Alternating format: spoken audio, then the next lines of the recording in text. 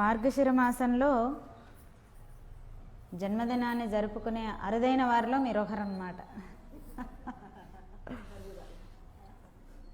నిజంగానే వయ్యత్తు వాజువీరుగాళ్ళని అమ్మవారు అన్నట్టుగా నిజంగానే భూమి మీద పుట్టి ధన్యులైపోయారు మీరు పుట్టగానే. ఎందుకంటే మార్గశిర మాసంలో ధనుర్మాసం ఆండాళ్ళు అదే శ్రీవ్రతం చేసుకునేటటువంటి రోజుల్లో మీరు భూమి మీదకి వచ్చారు అని అంటే పుట్టిగానే ఉజ్జీవించేశారనమాట. పెరుమాళ్ళ కటాక్షం అలా ఉంది. శ్రీమతే రామానుజాయ నమః. జై శ్రీమన్నారాయణ, జై మా భారతి. మనం ప్రవచనంలోకి వెళ్ళే ముందు ఆచార్య పరంపరను ఒకసారి మనం అంతా కూడా తలుచుకునే ముందు ఒక చిన్న ప్రశ్న. ఇప్పుడు ఏం చేసుకున్నారు మీరు ఈరోజు ఇంట్లో?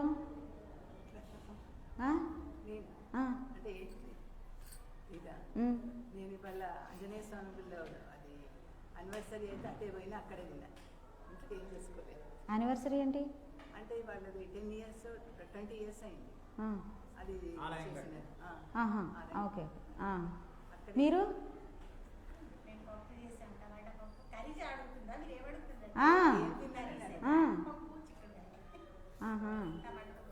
మీరు మామూలుగా అయితే నిన్నేం చేశారు? నిన్ననా అండి, నిన్న మామూలుగా తోటకూర పప్పు అంటే రెండు వేరు. ఓ పచ్చళ్ళు ఏం చేయలే? పచ్చళ్ళు తక్కువ తింటాం. ఓ మీ ఇంట్లో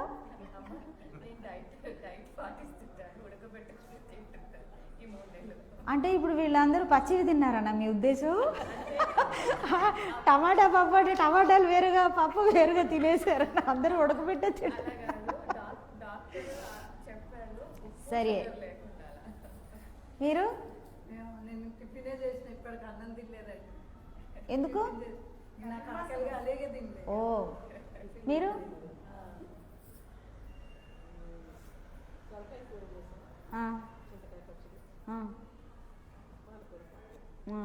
నిన్న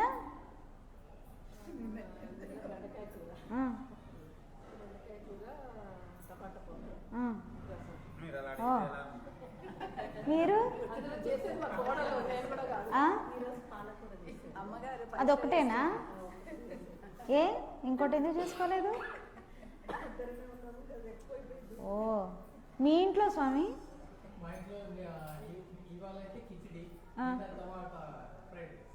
టిఫిన్ కాదు, మధ్యాహ్నం ఒకటే. గుడ్. సరే అయితే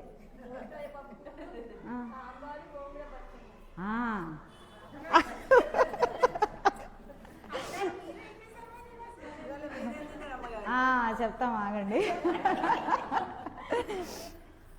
ఇప్పుడు ఈ నెల అంతా పొద్దున్న వస్తాము, సాయంత్రము వస్తాం కదా. పొద్దున్న సేవకు ఉండాలి, సాయంకాలము సేవకు ఉండాలి. మధ్య మధ్యలో ఏమవుతూ ఉంటుంది? ఎందుకు వస్తుంది అంటే రోజు మీరు పొద్దున్న లేవరు. అందులో పెద్ద గొప్ప విషయం ఏముంది? ఒక గంట ముందు లేస్తున్నాం అంతే కదా, అవునా కదా?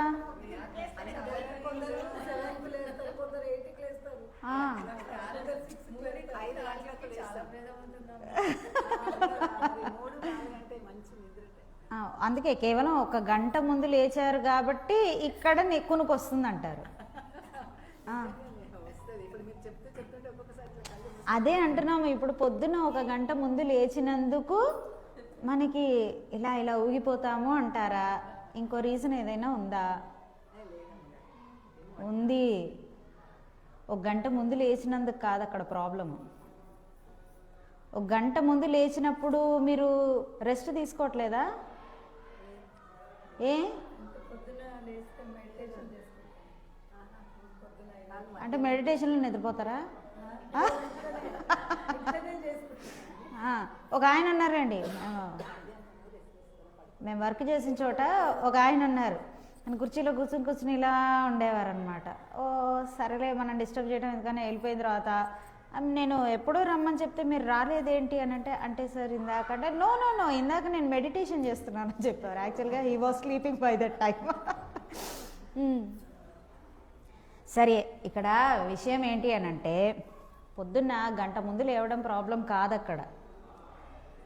ఎందుకంటే ఇప్పుడు ఇంటికి వెళ్ళిన తర్వాత కొంచెం ఏమంటారు, ఏదో ఒక టైంలో ఒక 5 to 10 minutes కళ్ళకి రెస్ట్ అనేది అవసరం. గంట ముందు లేచినందుకు నిద్ర రాదు. ఎందుకంటే మీ ఇంద్రియాలన్నీ కూడా ఫ్రెష్ ఎయిర్ని తీసుకుంటున్నాయి. నిద్రలేమి కాదు అది. ఇన్ఫ్యాక్ట్ చెప్పాలి అని అంటే మొత్తం ఉన్న డర్ట్ అంతా కూడా వాష్ అవుట్ అయిపోతూ ఉంటుంది. అందుకని మనం భ్రమ పడతాము, గంట ముందు లేచాం కాబట్టి నిద్ర సరిపోలేదేమో అని అనుకుంటారనమాట. కాదు అది. అయితే ఇప్పుడు సరే, ఒకవేళ అదే అయినప్పటికీ కూడా ఫ్రెష్ ఎయిర్ని అంతా కళ్ళలోకి తీసుకొని ఇదైన తర్వాత, మొన్న కూడా ఒకసారి చెప్పినట్టున్నాం మేము, మాకు మా తాతగారు అదే నేర్పించారనమాట. పొద్దున్నే 4 గంటల లేవాల్సిందే, పళ్ళు తోమాల్సిందే, కూర్చొని అప్పుడు ఏమైనా చదువుకోవాలి. అది వర్షం పడని వడగళ్ళు పడని ఏమైనా కానీ అమ్మమ్మమ్మ చేసేవారు. ఆ తర్వాత ఏం చెప్పేవారు, 6కి అంటే ఈ పాలు కలిపించే టైంలోనో పాలు ఇది చేసే టైంలోనో ఆ టైంలో ఉంటుంది కదా, అప్పుడు ఒక అవసరమైతే కూర్చుని అలా పడుకున్నా పర్వాలేదు. అంటే కునుకు తీయటం అంటారు. ఇట్ ఈస్ నాట్ నిద్రపోవటం. ఇంతకుముందు కూడా చెప్పుకున్నాం కదా. మీరు అది మిస్ అవుతున్నారు. మీరు ఇట్లాంటి కార్తీక మాసము ధనుర్మాసము అనేవి ప్రత్యేకించి వీటిల్లో మనకు పెట్టింది. ఎందుకంటే అసలు ఈ టైమే ఎలా ఉంటుంది, మందంగా ఉంటుంది, అరగదు. అందుకని ఏం చేస్తారండి, తక్కువ డైట్ తీసుకునే ఒక ప్రక్రియ ఉండాలి అని చక్కగా ఈజీగా చిన్న డైట్ ఉండాలి, ఈజీగా ఇదవ్వాలి అని చెప్పే తక్కువ డైట్ని చెప్తారు. మనం పొద్దున్న టిఫిన్ తింటుండే, మళ్ళీ పాలో పెంకులో తాగుతుండే, మళ్ళీ తర్వాత మధ్యాహ్నం 2-3 కూరలే కదా. అది మాకు ఎన్ని పంపించినా ఒకటే తినేది, క్వశ్చనే లేదు అందులో. మేము వండుకున్నా అంతే, ఇంకోళ్ళు వండి పెట్టినా 10 కూరలు పెట్టినా తినేది ఒకటే అన్నమాట. వీలైనంత తక్కువ డైట్ తీసుకోవాలి. బాడీ ఎక్కడికక్కడ మందంగా ఉంటే ఏమవుతుంది, నడిచినంతసేపు నడిచినట్టు ఉంటుంది. రాను రాను రోజులు గడుస్తున్న కొద్దీ ఎలా ఉంటుంది, అబ్బాయి ఇక చేయలేకపోతున్నాం బాబు అని అనిపిస్తుంది అనమాట. శరీరాన్ని ఆ దశకి తీసుకెళ్ళకూడదు. శరీరాన్ని ఎప్పుడు ఎలా ఉంచాలి, యాక్టివేట్గా ఉంచాలన్నమాట. అందుకని కొంచెం ఇంట్లో వంటలు తగ్గించండి. 2 ఏసి 3 ఏసి ఎందుకు కదా, అది సంగతి. ఆ టైము మీరు బాడీకి రెస్ట్ ఇచ్చే ప్రయత్నం చెయ్యండి.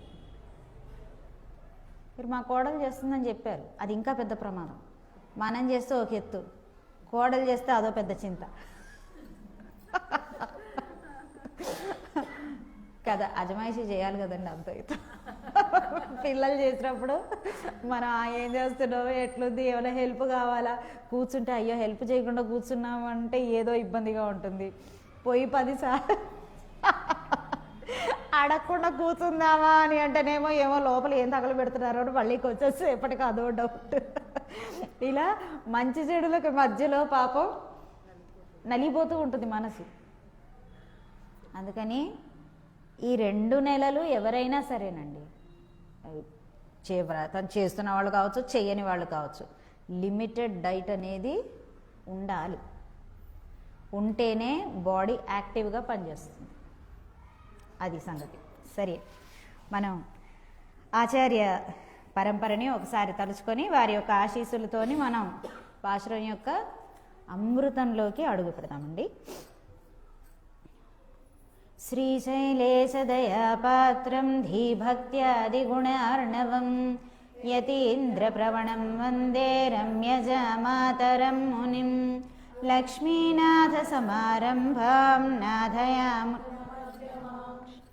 మదాచార్యపర్యంతం వందే గురుపరంపరాం यो नित्यमच्युतपदाम्बुजयुग्मरुक्मव्यामोहतस्तदितराणि तृणाय मेने अस्मद्गुरोर्भगवतोऽस्य दयैकसिन्धोः रामानुजस्य चरणौ शरणं प्रपद्ये मातापिता युवतयस्तनया विभूतिः सर्वं यदेव नियमेन मदन्वयानाम् आद्यस्य नः कुलपतेर्वकुलाभिरामं श्रीमत्तदङ्घ्रियुगलं प्रणमामि मूर्ध्ना भूतं सरश्च महदाह्वय भट्टनाथ श्रीभक्तिसारकुलशेखरयोगिवाहान् भक्ताङ्घ्रिरेणुपरकालयतीन्द्रमिश्रान्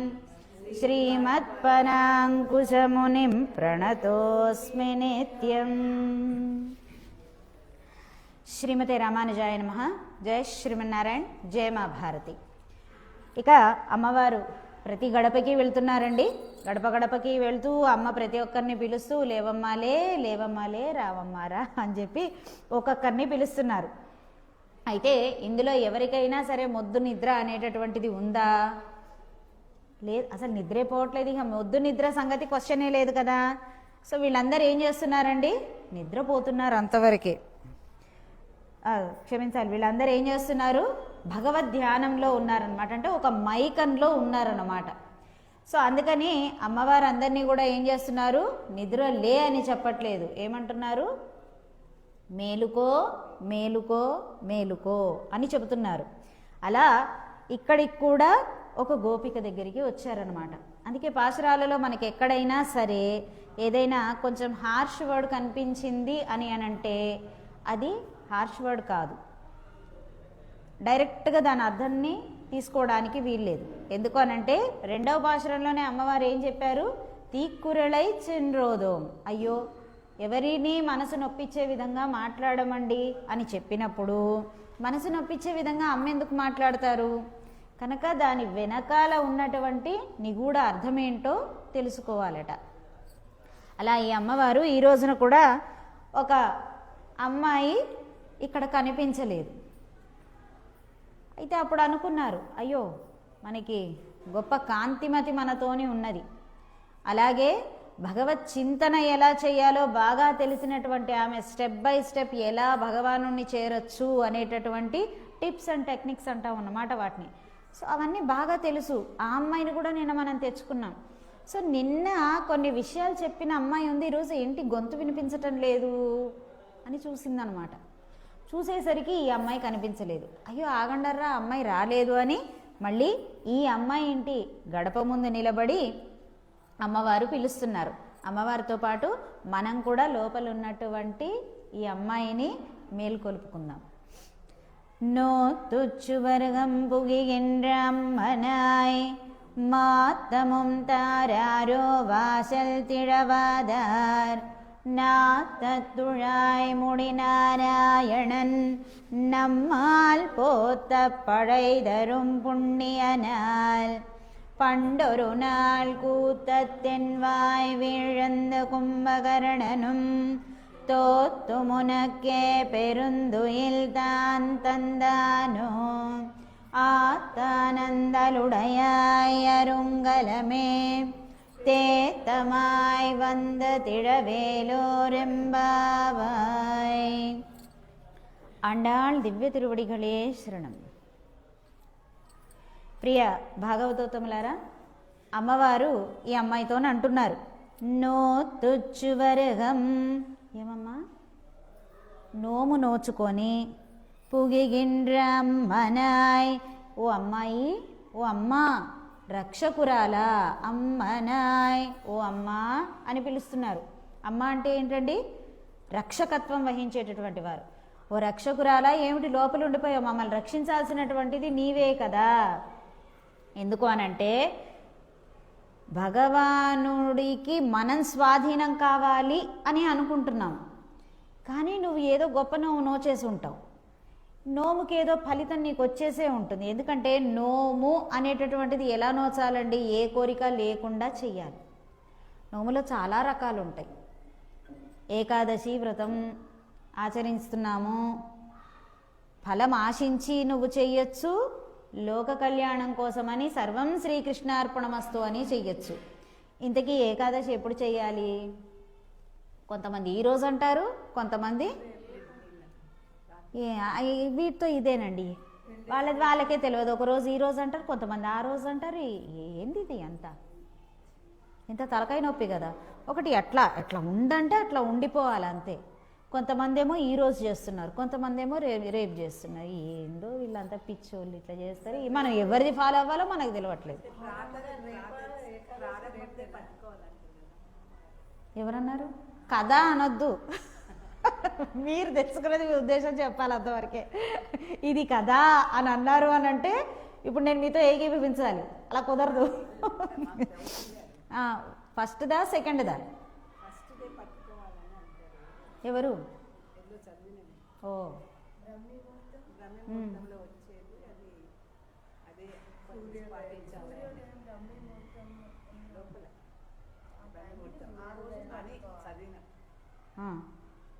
ఎక్కడా ఎక్కడా?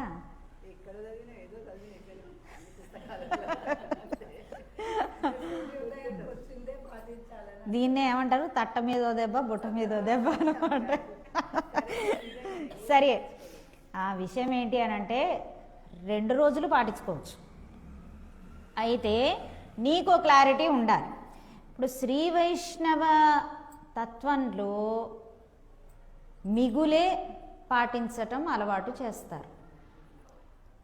ఫస్ట్ ఉన్నది కాదు, లాస్ట్ ఏదైతే గనక ఏకాదశి ఘడియలు ఉంటాయో వాటినే ఆచరిస్తారన్నమాట. ఆ రోజునే ఆచరిస్తారు. ఎందుకు ఇలా? మిగతా వాళ్ళేమో ఫస్ట్ డే ఫస్ట్ వచ్చిందని అంటున్నారు. ఈ శ్రీ వైష్ణవులు ఎప్పుడు చూసినా లోకానికి ఇది మతం, ఇటుంటే అటు తిరిగి మాట్లాడతారు. ఏంటండి ఇది అంటే, పురాణాలలో చెప్పున్నారు, ఏకాదశి అనేటటువంటిది ప్రప్రథమ గడియలు ఏవైతే వస్తాయి. కొంతమంది అంటారు నక్షత్ర దర్శనం అవ్వాలి కదండి అందుకని చేస్తున్నా అంటారు. అది కాదు అక్కడ పాయింట్. ఒక్కొక్కసారి ఏమవుతుంది, నక్షత్ర దర్శనం అవుతూనే ఉంటుంది, కానీ నెక్స్ట్ డేనే పడతాం. మరి విషయం అది కాదు అక్కడ. ఏంటి అనంటే, ఫస్ట్ డే అమ్మ ఇది మీరు సైలెంట్లో పెట్టాలి, నిన్న కూడా చాలా ఇబ్బంది పెట్టింది. అయితే ఇక్కడ ఏంటి అనంటే, ఎవరి అయితే కనుక కోరికలతో ఏకాదశిని ఆచరిస్తున్నారో వాళ్ళు ఫస్ట్ డే తీసుకుంటారు. కోరిక కాదండి, ఎన్ని ఉన్నా వాటికి ఫుల్ స్టాప్ పెట్టలేము కనుక భగవానుడికే వదిలేద్దాం. ఎందుకంటే మొన్న కరోనాలో మనం కాస్త బతికి బయటపడ్డాము అని అంటే నిజంగా అదంతా మన పుణ్యమేనా? కాదు, ఎవరెవరో చేసినటువంటి పుణ్యము. సర్వం శ్రీకృష్ణార్పణమస్తు అని అందరూ ఆయనకు అప్పచెప్పారు కనుక ఆ పుణ్యాన్నంతా ఆయన స్టాక్లో పెట్టి జాగ్రత్తగా బ్లడ్ బ్యాంక్ లాగా అనమాట. ఏం చేస్తారండి, బ్లడ్ బ్యాంక్లో వాళ్ళవి వీళ్ళవి వీళ్ళవి వాళ్ళవి అందరివి కూడా జాగ్రత్తగా రక్తాన్ని సేకరించి పెడతారు. మనకి అవసరం ఉన్న సమయంలో డాక్టర్లు ఏం చేస్తారండి, ఎవరైతే బ్లడ్ ఇచ్చారో వాడికే ఎక్కిస్తారా తీసుకెళ్ళి దాన్ని?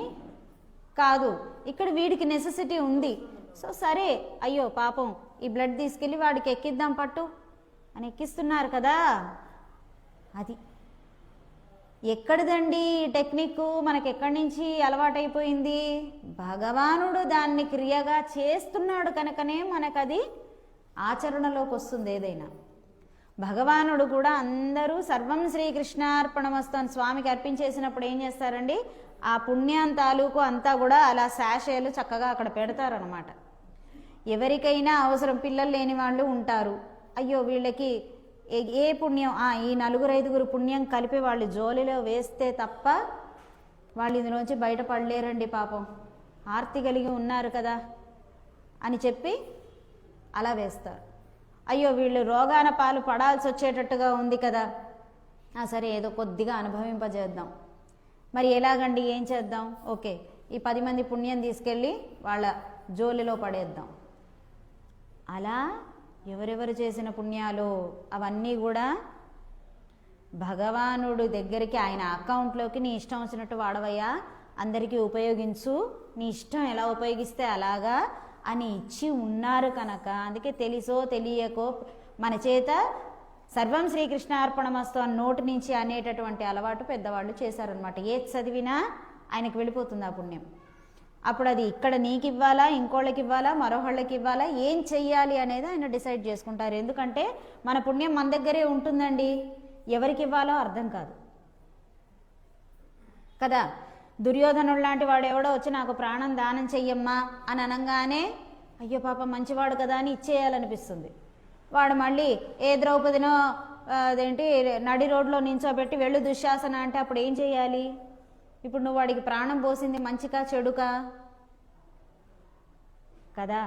అందుకని కొన్ని మనం జడ్జ్ చెయ్యలేం కాబట్టి ఏం చేస్తాం, అయ్యా నీదే నిర్ణయం, సర్వాంతర్యామివి అన్నీ తెలిసినటువంటి వాడివి కనుక నీ దగ్గర స్టాక్ పెడుతున్నామయ్యా, ఎవరికి అవసరం అయితే వాళ్ళకి వినియోగించు అని చెబుతామన్నమాట. అది అలా దానిని బట్టి భగవానుడి రక్షలో మనకి జరిగిపోతుందండి అని అనుకునేటటువంటి వాళ్ళు మిగులుని పికప్ చేసుకుంటారు. ప్రతి ఏకాదశి వ్రతాన్ని కోరికతో చేసినటువంటి వాళ్ళు వాళ్ళ కథలు కూడా ఉన్నాయి. కానీ అరే కోరికతో చేస్తేనే ఇంత ఫలం వస్తున్నది, అసలు కోరికే లేకుండా చేస్తే గనక ఇంకెంత ఈ పుణ్యఫలం ఇంకొకళ్ళకు ఉపయోగపడుతుంది కదా అని చెప్పి, ఎందుకంటే కోరికతో చేస్తే చాలా నియమాలు పాటించాలి, ఇలా ఊరికినే కూర్చుంటే కుదరదు. నువ్వు ఫస్ట్ డే చేస్తున్నావంటే దానికి చాలా నియమావళి ఉన్నది. ఊరికే టింగు టింగు అంటూ కూర్చొని ఇంత ఇడ్లీ తిన్నావా లేకపోతే దోశలు వేసుకున్నావా అని మనం మెనూ చదువుకుంటే కుదరదు. చాలా ఉన్నాయి, దానికి కంకణ ధారణ చేయాలి. మొట్టమొదటి రోజు చేస్తే నువ్వు దానికి చాలా చాలా నియమావళి ఉంది, దాన్ని పాటించాలి. అందుకని పెద్దలు మనకేం చేశారండి, రెండవ రోజు మిగులు పాటించు. ఎందుకంటే నీ కర్మానుసారం నీకు జరగటమే కాకుండా నువ్వు ఊహించని విధంగా కూడా నీ కర్మని ఇట్నుంచి అటు తిప్పగలిగేవాడు ఎవరు? భగవానుడే. నీ చేతిలో ఏది ఉండదు కనుక అంతా ఆయన మీదికి వదిలేసి రెండవ రోజు ఆచరించు అని మనకు అలవాటు చేశారనమాట. అంటే నిస్వార్థంగా ఏకాదశి వ్రతాన్ని ఆచరించటం. అందుకనే మిగులు ఏది ఉంటుందో దానిని ఆచరించటం అనేటటువంటిది విధిగా పెట్టబడినదన్నమాట. అర్థమైందండి ఇప్పుడు?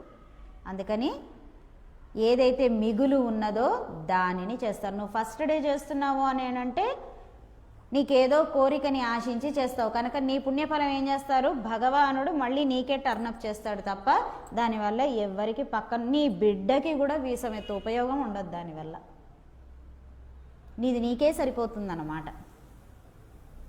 అందుకని పెద్దలు ఏం చేశారు, అసలు ముందు నీ బిడ్డకు కూడా ఏదైనా ప్రమాదం వస్తే నువ్వు కనుక్కోగలవా, నువ్వు రక్షించుకోగలవా? కనుక దాని విషయంలో కూడా ఆయనకే వదిలేయాలి. కనుక ఏం చేస్తున్నామంటే రెండో రోజున ఆచరించండి అని చెప్పారనమాట. సరే, అయితే ఇక్కడ ఈ అమ్మాయి ఎటువంటి అమ్మాయి అట, ఇదిగో ఇలాగే నిస్వార్థంగా ఆలోచించి ఒక వ్రతాన్ని ఏదైనా సరే ఆచరిస్తుందట. అందుకని అమ్మవారికి సంశయం వచ్చింది, ఏంటమ్మా నువ్వు ప్రతిదీ నిస్వార్థంగా చేస్తావు, ఏది ఆశించవు, నీకు మొదటి నుంచి అలవాటు ఉంది కనుక భగవానుడు కానీ నీకు స్వాధీనం అయిపోలేదు కదా, కొంగును కట్టేసుకుని తిరుగుతున్నావా ఏమిటి నువ్వు? ఏం నోము నోచావేమిటి, ఎలా నోచావేమిటి? నో తుచ్చువరగంపుగిగిన్రమ్మనాయ్. ఇదేదో మొత్తం వ్రతం అంతా ఏదో ఆచరించేసి దేవుడి దగ్గరికి వెళ్ళి మనం ఏదో పొందుదాం అనుకున్నాం కదా, కానీ అది కానీ నీకు ఇప్పుడే వచ్చేసిందా ఏమిటి అని అంటున్నారనమాట. ఏమండి, ఇక్కడ ఒక గొప్ప విషయం చెప్పాలి.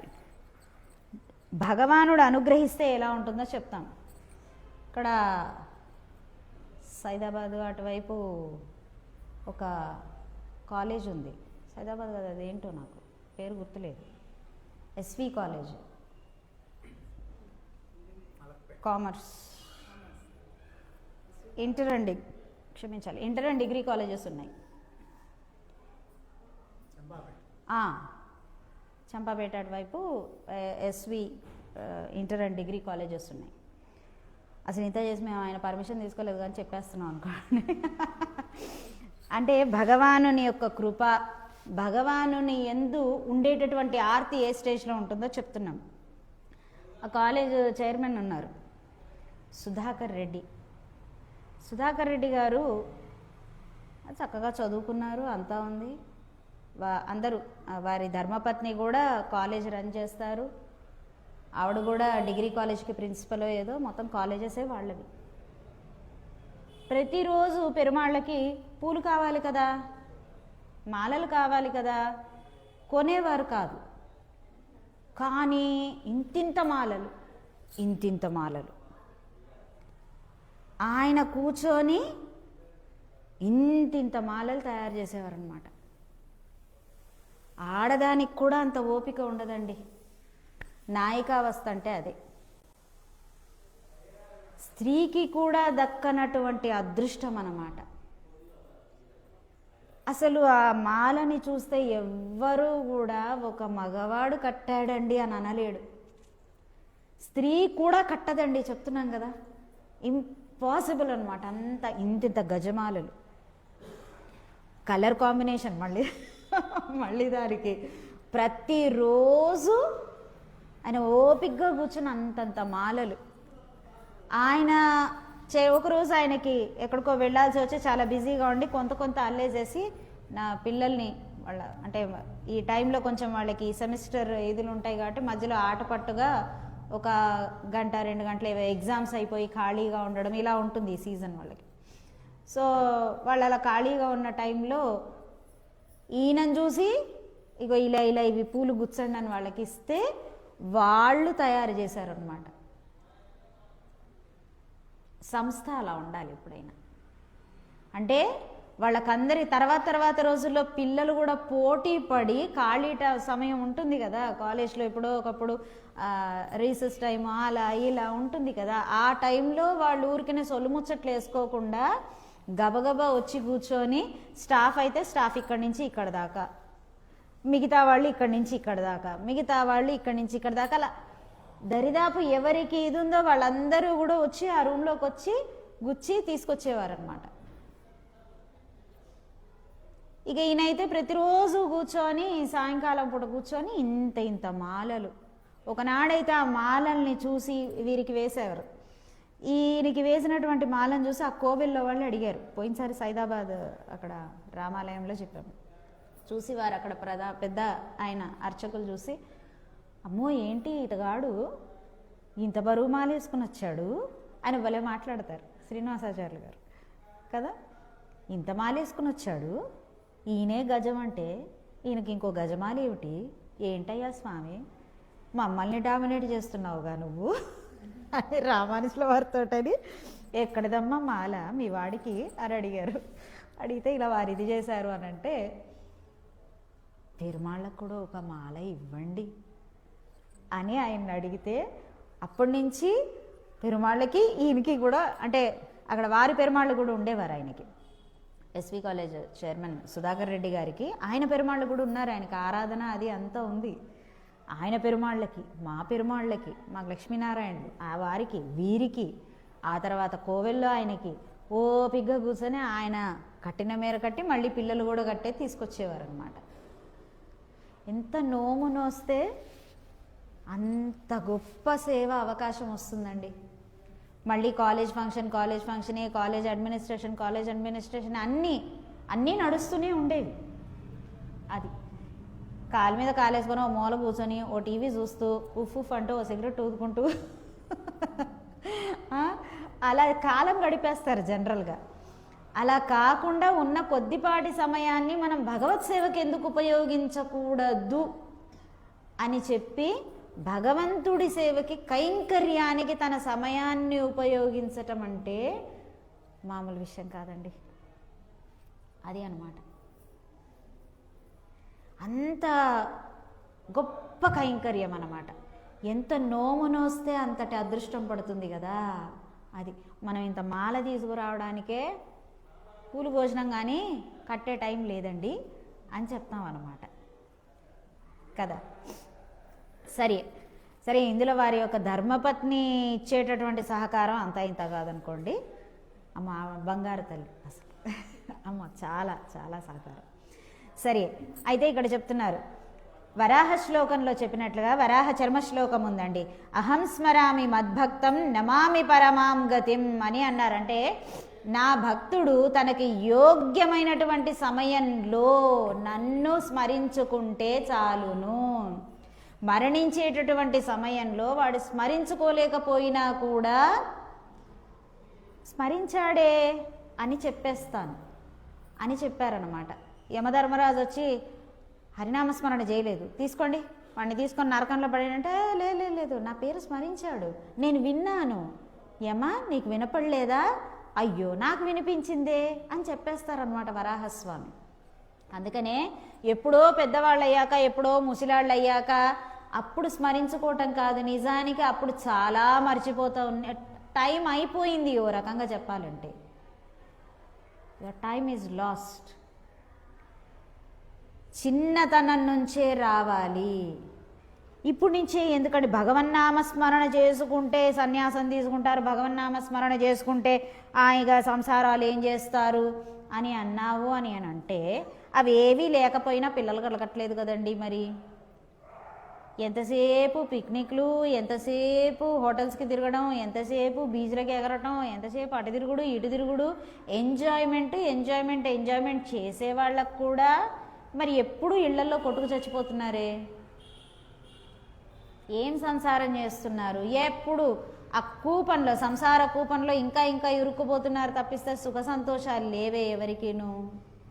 అందుకని వేస్ట్ మాటలు మాట్లాడకూడదు. భగవన్నామస్మరణ నీలో ధైర్యాన్ని పెంచుతుంది.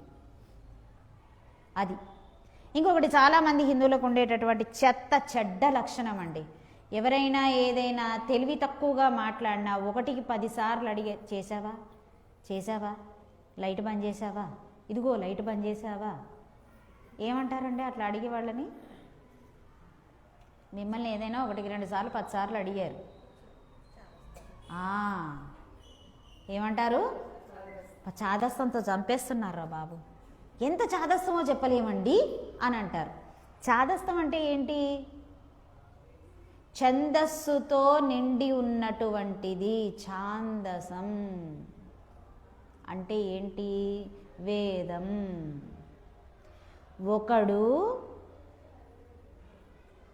ఏమనాలో కానీ ధర్మాన్ని వెక్కిరించటానికి, ధర్మాన్ని ఆచరించేవాడిని హీనంగా చూడటానికి, వెక్కిరించటానికి వాడు ఏది చెప్తున్నా కూడా చాదస్తం అంటే ఏంటండి? వేదంలో చెప్పబడినటువంటిది కాబట్టి మనకు అవసరం లేదు అని చెప్పిన దాన్ని ఈరోజు నువ్వు వెక్కిరించటానికి ఉపయోగించుకుంటున్నావు. అంటే ఇంతకుముందు ఇన్వేడర్స్ ఎవరైతే ఉన్నారో వాళ్లకున్న పాటి జ్ఞానం నీకు నీ ధర్మం పట్ల లేదు. వాడికి తెలుసు ఛాందసం అంటే ఏంటో వాడికి తెలుసు. అందుకనే ఇది అందులో చెప్పారు కాబట్టి మనం పాటించొద్దని వాడు చెప్తున్నాడు. కానీ నువ్వేమనుకుంటున్నావు?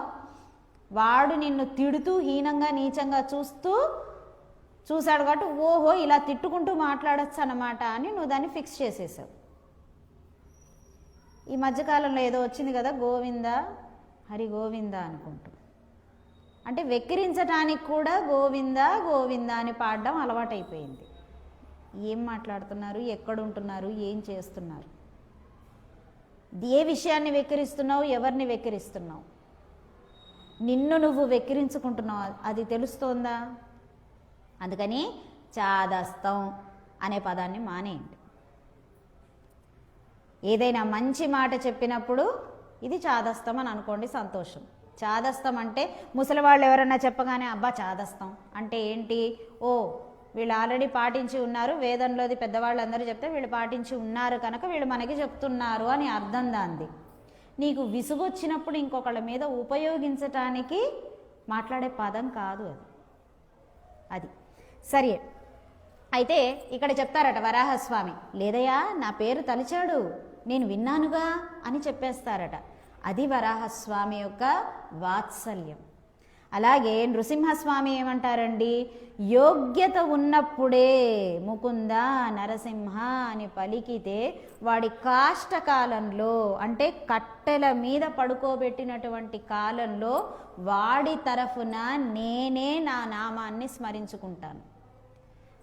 మమ భక్త, మా భక్తుడే చెప్పాడండి. మా భక్తుడు నాకు అప్పచెప్పాడు, ఇదిగో అయ్యా నేను కాష్టం మీద పడుకుంటే మళ్ళీ నేను పలకలేను కదా అని అన్నాడు. నేను ఆ బాధ్యత స్వీకరించాను కనుక వాడు ఈ రోజున కాష్టం మీద ఉండి నా నామాన్ని పలకలేడు కనుక వాడి తరఫున నా నామాన్ని నేనే పలుకుతున్నాను. ఎంత వాత్సల్యం అండి, ఎంత ఫ్లెక్సిబిలిటీ ఉంది కదా. ఇంత ఫ్లెక్సిబిలిటీ ఎందుకు కనిపించలేదు? ఎందుకు కనిపించలేదు? నీ ఆరోగ్యం కోసమని కాళ్ళు కడుక్కోవాలి, చేతులు కడుక్కోవాలి, మూతులు కడుక్కోవాలి అని చెప్తే అది నీకు చాలా కష్టమైపోయింది అనమాట. అబ్బా చాదస్తాం అని అయిపోయింది. ఒంటి నిండా కొంచెం గుడ్డలు వేసుకోవాలి, ఆడవాళ్ళకి చెప్పారు, మగాళ్ళకి చెప్పారు. ఒంటి నిండా గుడ్డలు వేసుకోవాలి, చున్నీ ఇక్కడ దాకా ఉండాలి. పీకక్ కాదు కదండి, పీకక్ స్కార్ఫ్ ఉంటుంది, చున్నీ కాదు కదా. ఆ లో వేస్ట్ వేసుకోకూడదు, అన్ని ఆరోగ్య సూత్రాలే. అలా కాకుండా భిన్నంగా నువ్వు ఏది చేస్తున్నా సరే నీకు అనారోగ్య హేతువే అవుతుంది. గమనించుకో ఒకసారి. వాళ్ళు చెప్పారు కదా అని కాబట్టి మనం దానికి విరుద్ధంగా చేద్దామని కాదు. అక్కడ నీ గురించి నువ్వు స్వార్థంగా ఆలోచించు, నీ గురించి నువ్వు ఆలోచించుకుంటే అప్పుడు నీకు అర్థమవుతుంది దీన్ని ఆచరించాలా వద్దా. కొంతమంది ఉంటారు అసలు పడుకునేటప్పుడు నువ్వు పంచ మీదే పడుకోవాలి, కానీ చాలామంది ఏం చేస్తారండి, నైట్ డ్రెస్సులు, ఆడవాళ్ళైనా మగాళ్ళైనా నైట్ డ్రెస్సులు వేసుకొని పడుకుంటారు. అది రాంగ్ అండి కదా. అమ్మో లుంగి అటు ఇటు ఎగిరిపోతుంది, జరిగిపోతుంది. ఏం మాట్లాడుతున్నావు నువ్వు? అసలు నీకు తినగా పడుకోవటం రాదా? ఎంత విచిత్రంగా మాట్లాడుతున్నావు కదా. అవునా, చాలామంది ఉంటారు కదా అట్లాగా.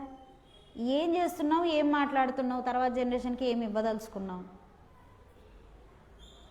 అది హెల్దీ రీజన్, అది చాలా హెల్దీ రీజన్. దానివల్ల ఎన్నో హెల్త్ ప్రాబ్లమ్స్ నుంచి బయటపడవచ్చు. అందుకనే ఏం చెప్తారు, చిన్నప్పటి నుంచి లుంగి కట్టుకొని పడుకోవటం అలవాటు చేస్తారు.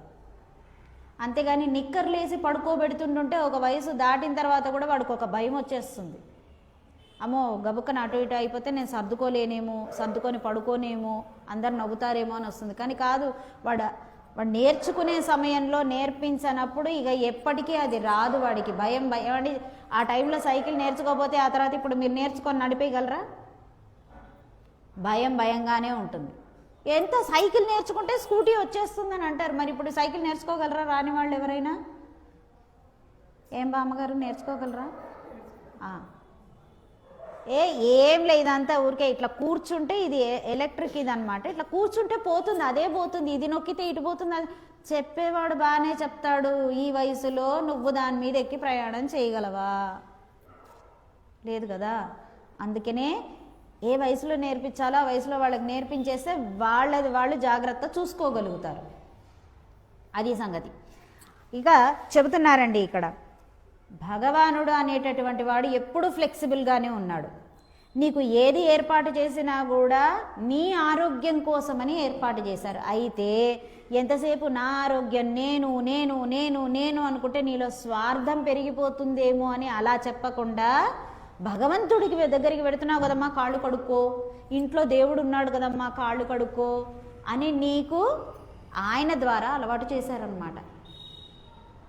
అది ఇప్పుడు చిన్న బాబు ఉన్నాడండి, ఈ కాలంలో తెగ ఐస్ క్రీములు బుక్ చేస్తూ ఉంటాడు, లేదా చాక్లెట్లు బుక్ చేస్తూ ఉంటాడు. ఇప్పుడు వద్దు అని చెప్పాలి. ఎవరి మంచి కోసం? వాడి మంచి కోసమే. వాడు మానేస్తే మనకేమన్నా పళ్ళు తలతల మెరుస్తాయా ఏమిటి? ఊడిపోయిన పళ్ళు వచ్చేస్తాయా మనకి? వాడి కోసమే చెప్పాం. కానీ మనం అక్కడ ఏం చెప్తాము?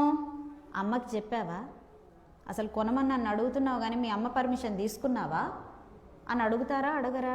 అంటే దీనివల్ల ఏమవుతుంది, ఒక పక్కన నేను అమ్మకి కట్టుబడి ఉండాలి, లేదా తండ్రికి కట్టుబడి ఉండాలి, నా పెద్దల్ని ఒక మాట అడగాలి, నేనేం చేస్తున్నానో వాళ్ళకి తెలియాలని ఒక దగ్గరితనం అనేది వస్తుంది.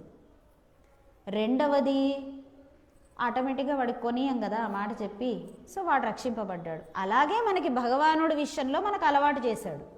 మనము ఏం చేస్తున్నామండి, భగవానుడిని వేరు దీన్ని వేరు చూస్తున్నాం. ఇది మన ఆరోగ్య సూత్రాల కోసం భగవానుడు అనేటటువంటి వారిని ఒక సాధనగా చేసి తనను తాను ఒక సాధనగా చేసుకొని అక్కడ నిలబడ్డాడు. అది మర్చిపోయి ఏం చేస్తున్నామండి, అబ్బా ప్రతీదీ ఆంక్షలే, ప్రతీదీ ఇదే. ఒంటి మీద చున్నీ లేకపోతే ఏ తీర్థం ఇవ్వరా? జుట్టు ఇరగబోసుకొని వస్తే గుడికి పోవద్దా కదా?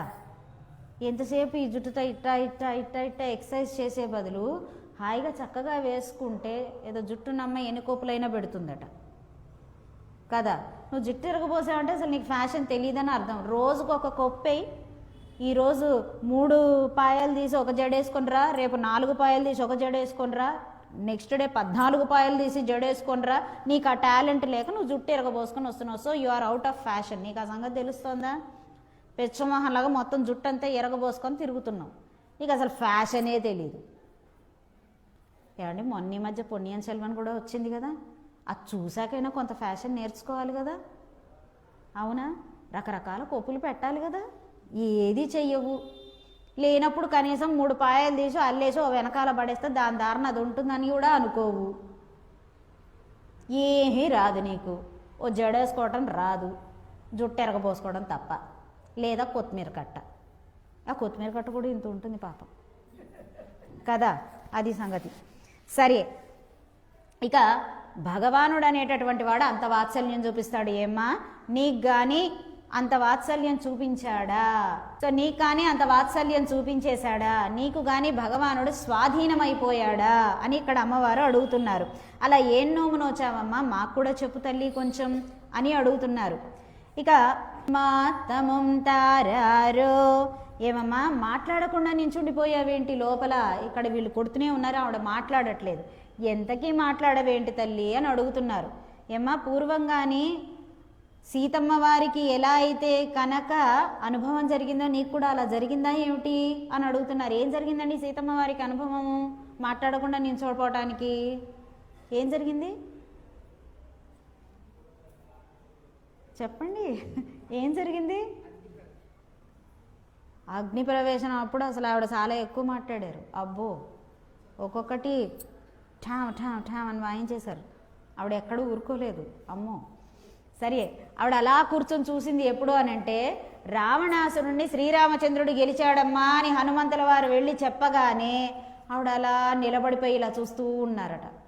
ఈయన కంగారు వచ్చిందట, ఏంటి ఈవిడ మాట్లాడదు, ఉలకదు పలకదు అని అమ్మా అమ్మా అమ్మా అని చెప్పి పిలుస్తున్నారు, కానీ ఆవిడ అలా నించుండిపోయి అలా చూస్తూ ఉండిపోయిందట. అలా నీ దగ్గరికి హనుమంతుల వారు కానీ వచ్చి స్వామి అక్కడే ఉన్నాడు గుమ్మం ముందని చెప్పేశాడే ఏంటి? నీకోసమని వచ్చేసేసి అక్కడ గుమ్మం ముందు ఉన్నాడని చెప్పేసరికి నువ్వు ఇలా అయిపోయావా ఏంటి? ఏంటమ్మా ఏం జరిగింది? మాట్లాడకుండా ఉంటాడు, అనవు అనవు ఏంటి తల్లి అని అడుగుతున్నారట. వాసల్ తిడవాదర్, ఏంటమ్మా నువ్వు తలుపులే తెరవటం లేదేంటి? నిన్నటి అమ్మాయి అయినా కనీసం బయట వాళ్ళు ఉన్నారు, కనీసం వాళ్ళని అడిగాము, ఇగో అత్తమ్మ ఇదిగో మామయ్య కొంచెం ఇగో మీ అమ్మాయి ఏమిటి సంగతి అని అడిగాము. ఇప్పుడు బయటేమో నువ్వు కనీసం ఎవరిని నిలబెట్టలేదు.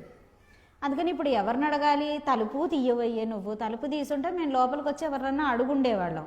ఆ పని చెయ్యట్లేదు నువ్వు. నా తత్తుషాయ్ ముడి నారాయణన్, లేత తులసితోటి చక్కగా పెద్ద పెద్ద మాలలతోటి ముడి చుట్టుకొని ఉన్నాడనమాట. ఎందుకండి అంత పెద్ద కిరీటానికి ఇలా ఇలా ఇలా ఇలా చుట్టుకొని చాలా పెద్ద కిరీటం పెట్టుకొని ఉన్నాడట నారాయణుడు. ఎందుకండి అంత పెద్ద కిరీటం? ఎందుకంటే స్వామివారికి శిరో సంపద అంత గొప్పగా ఉంటుంది. అంత శిరోజాలని ఏం చేస్తాడండి స్వామి? దాన్ని మొత్తం ముడి వేస్తారన్నమాట స్వామి. ఆయనే అంత పెద్ద ముడేస్తుంటే మనకేమొచ్చే రోగాలు కదా, అది అనమాట. సినిమాలో చూపించినట్టు అంత పైత్యం ఉండదండి. సినిమాలో జుట్లు ఎరగబోసుకొని చూపిస్తారు కదా దేవీ దేవతలకి, అబ్బాయి అట్లా ఉండదు. అది మనకట్ట చూసి చూసి చూసి ఓ ఇలాగ వాళ్ళకి ఓ విగ్గు తెచ్చి తగిలిస్తారు, సరిపోతుంది. వాళ్ళకి జుట్లు ఉండవుగా పాపం, అందుకని ఓ విగ్గు తగిలేస్తారు అక్కడ. సరేలే ఫోటో లుక్ బాగుంటుందని చెప్పి పెట్టేస్తారు. అదే చూసి లక్ష్మీ అమ్మవారి జుట్టు ఎరగబోసుకు కూర్చుంటుంది. సినిమాల్లో కూడా విచిత్రంగా లక్ష్మీ అమ్మవారు వచ్చి నీతి సూత్రాలు చెప్తూ ఉంటారు, కానీ ఆవిడకు మటుకు ఇక జుట్టు విరగబోసుకున్న ఇంటిలో నేను ఉండను నాయన అని చెప్తుంది. కానీ ముందు ఆవిడకే జుట్టు ఎరగబోసి పెడతాడు డైరెక్టర్. అప్పుడైనా మనకు ఆలోచన రావాలి కదా, తను ఆచరించింది మనకు చెప్తుందా అమ్మ? తను ఆచరించింది మన చేత చేయిస్తుందా? ఎంత పిచ్చి జనం కదండి మనం. గుడ్లు అప్పగించుకొని పిల్లల్ని అంటాం, ఎంతసేపు టీవీ ముందే కూర్చుంటావు, ఏంది ఇది అట్లా మైల్డ్గా అయిపోతుంది తెలుసా మైండు అంటాం. మనది ఎప్పుడో మైల్డ్ అయిపోయింది. అట్టా చూస్తూ కూర్చుంటాం అన్నమాట. మనకంతా ఎంతసేపు అమ్మవారికి ఆరెంజ్ కలర్ లిప్స్టిక్ వేసారా, ఎర్ర రంగు లిప్స్టిక్ వేసారా, అమ్మవారికి గ్రీన్ చీర కట్టారా, ఎర్ర చీర కట్టారా, దీని మీదే ఉంటుందన్నమాట దృష్టి. అంతే తప్ప ఇంకేమీ ఆలోచించం.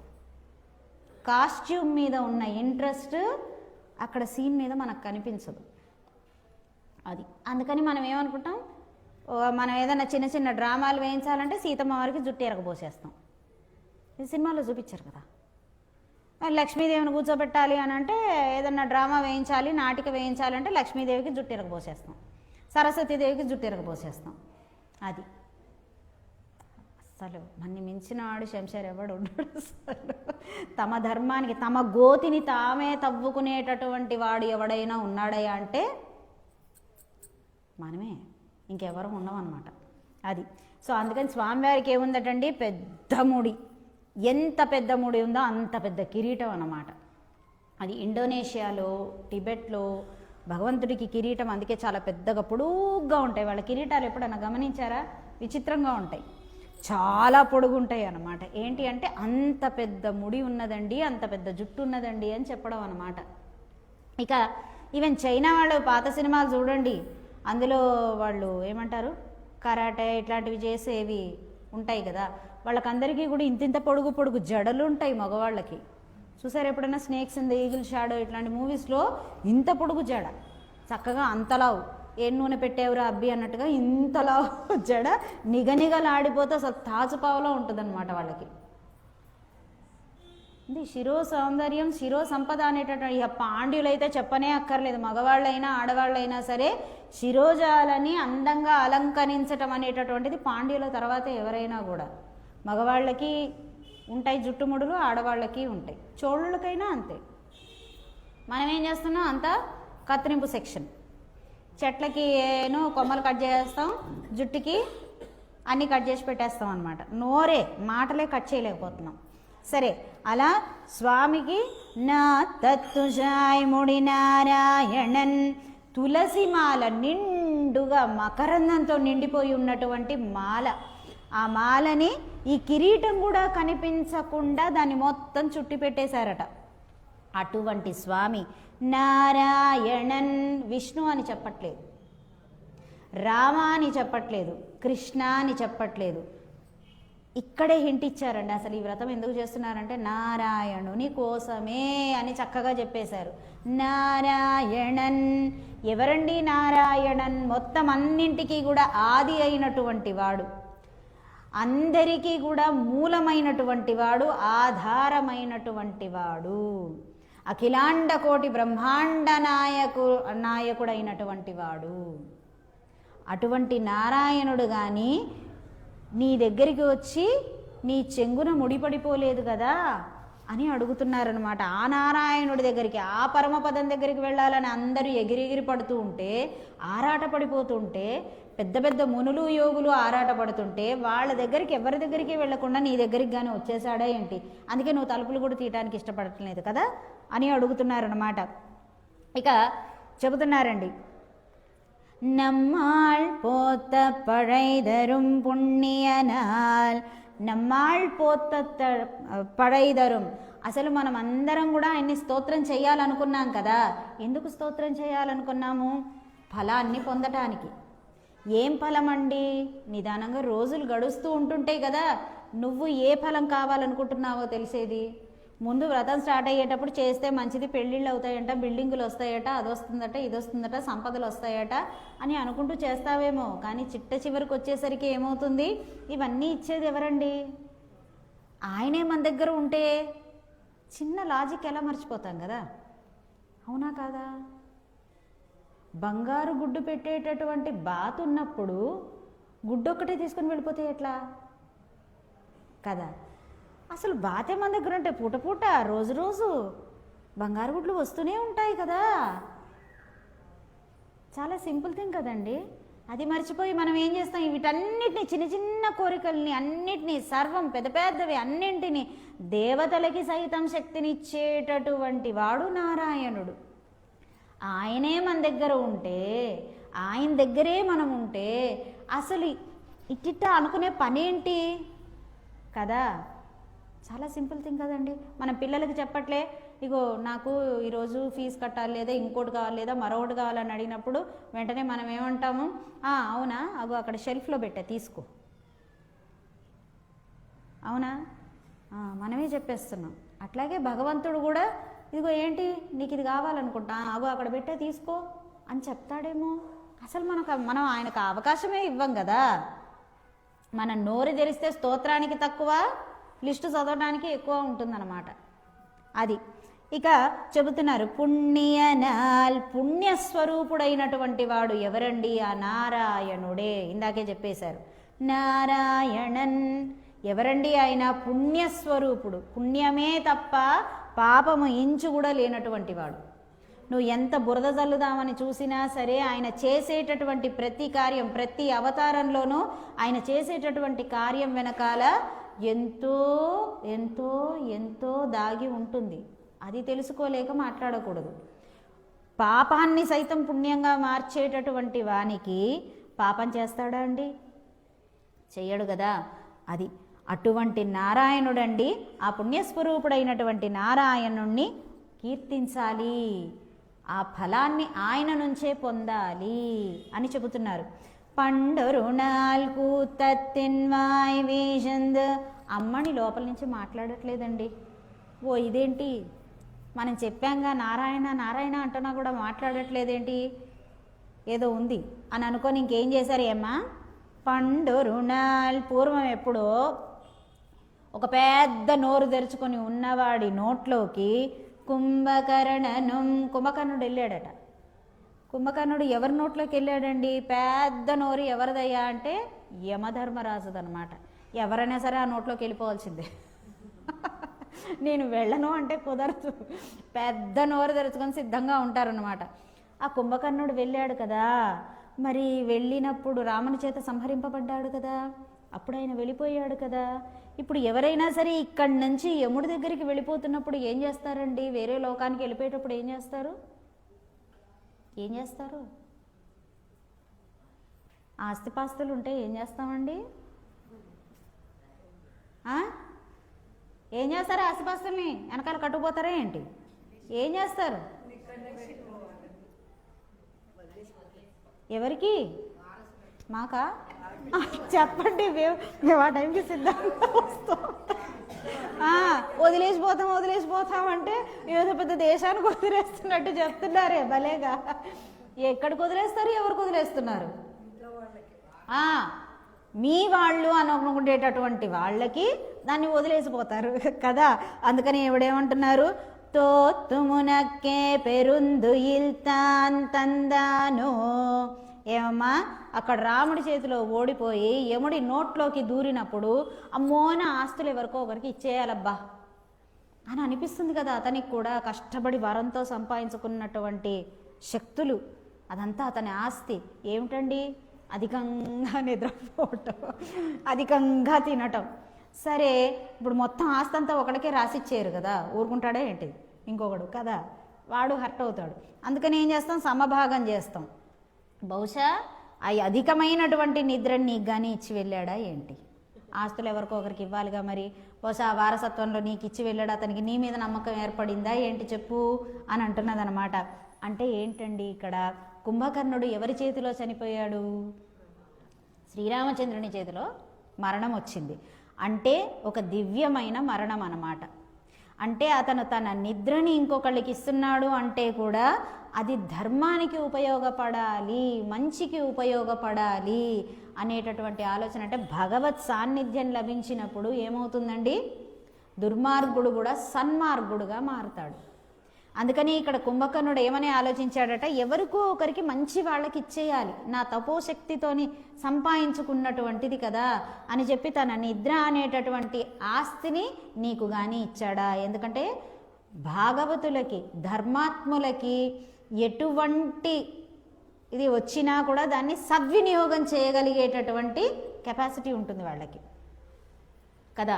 ఇన్నాళ్ళు పాడుపడి ఒక ఇల్లు ఉందండి మీది, అబ్బే అసలు గబ్బిలాల కంపు కొడుతుంది, మాకొద్దా ఇల్లు అని అంటారు. ఏం చేస్తావు నువ్వు? ఏదో పెద్ద ధర్మాత్మురాల్లాగా లేదా ధర్మాత్ముడిలాగా పలానా గుడికి రాసిస్తున్నాను, పలానా జీయర్కి రాసిస్తున్నాను, పలానా ఇచ్చేస్తున్నా చెప్తావు. కానీ వాళ్ళు ఏం చేస్తారు? ఆ గబ్బిలాల కంపు కొట్టేటటువంటి ఆ ఇంటిని, ముట్టుకుంటే పడిపోయేటటువంటి గోడలని జాగ్రత్తగా పునర్నిర్మించి దాన్ని అందంగా తీర్చిదిద్ది ఏం చేస్తారు? అక్కడ నలుగురికి భగవద్ విషయాలని చెప్తారు. ఒక మఠాన్ని కట్టి 10 మందికి అక్కడ ఆశ్రయాన్ని ఇస్తారు. అవునా? అది అన్నమాట. అస్సలు ఉపయోగపడదు, ద వేస్ట్ అనుకున్న దాన్ని కూడా వాళ్ళు ఏం చేస్తారండి? 10 మందికి ఉపయోగపడే విధంగా, ఏది ఆశించకుండా అందరికీ ఉపయోగించే విధంగా దాన్ని చేస్తారంటే దీనికి ఒక సార్థకత. అలా అనమాట. అందుకని భాగవతురాలు కదా నువ్వు, అందుకని నిన్ను ఎంచుకొని తన ఆస్తిని నీకు కానీ ఇచ్చెళ్ళాడా ఏంటి? ఆయన ఏం చేశాడు? గొమ్ముగా పడుకునేవాడు. అదే భాగవతులకి ఆ నిద్రనిస్తే ఏమవుతుందండి? అది యోగ నిద్రగా పరిఢవిల్లుతుందన్నమాట. అది ఈ అమ్మాయి ఏం చేసింది? మనందరికీ కలిపి కొంచెం కొంచెం ఆవగించంతా ప్రతి ధనుర్మాసం చేసేటటువంటి ఇక్కడ అక్కడ అక్కడ అక్కడ అన్ని చోట్ల ఉన్న వాళ్ళకందరికీ కొంచెం కొంచెం పంచిందనమాట. ఆమె గొప్పది కాబట్టి ఆమె మొయ్యగలిగింది.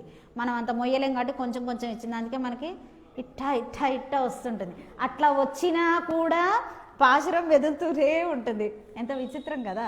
ఇట్లా కళ్ళు మూసుకున్నాయంటే అసలు ఏం చెప్పకుండా ఉండాలి, కానీ కళ్ళు మూసుకుంటూనే అంటారు చెప్పి పాశురం పెడుతూనే ఉంటుంది. దాని పని జరిగిపోతూనే ఉంటుంది.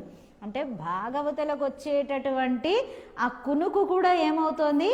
యోగ నిద్రగా అక్కడ కూడా భగవానుడి యొక్క ధ్యాసయే నాలికి అలవాటైపోయిందనమాట. అది అలా నీకు మొత్తం నిద్రనిచ్చేశాడా అని చెప్పి అడుగుతున్నారు ఈవిడ.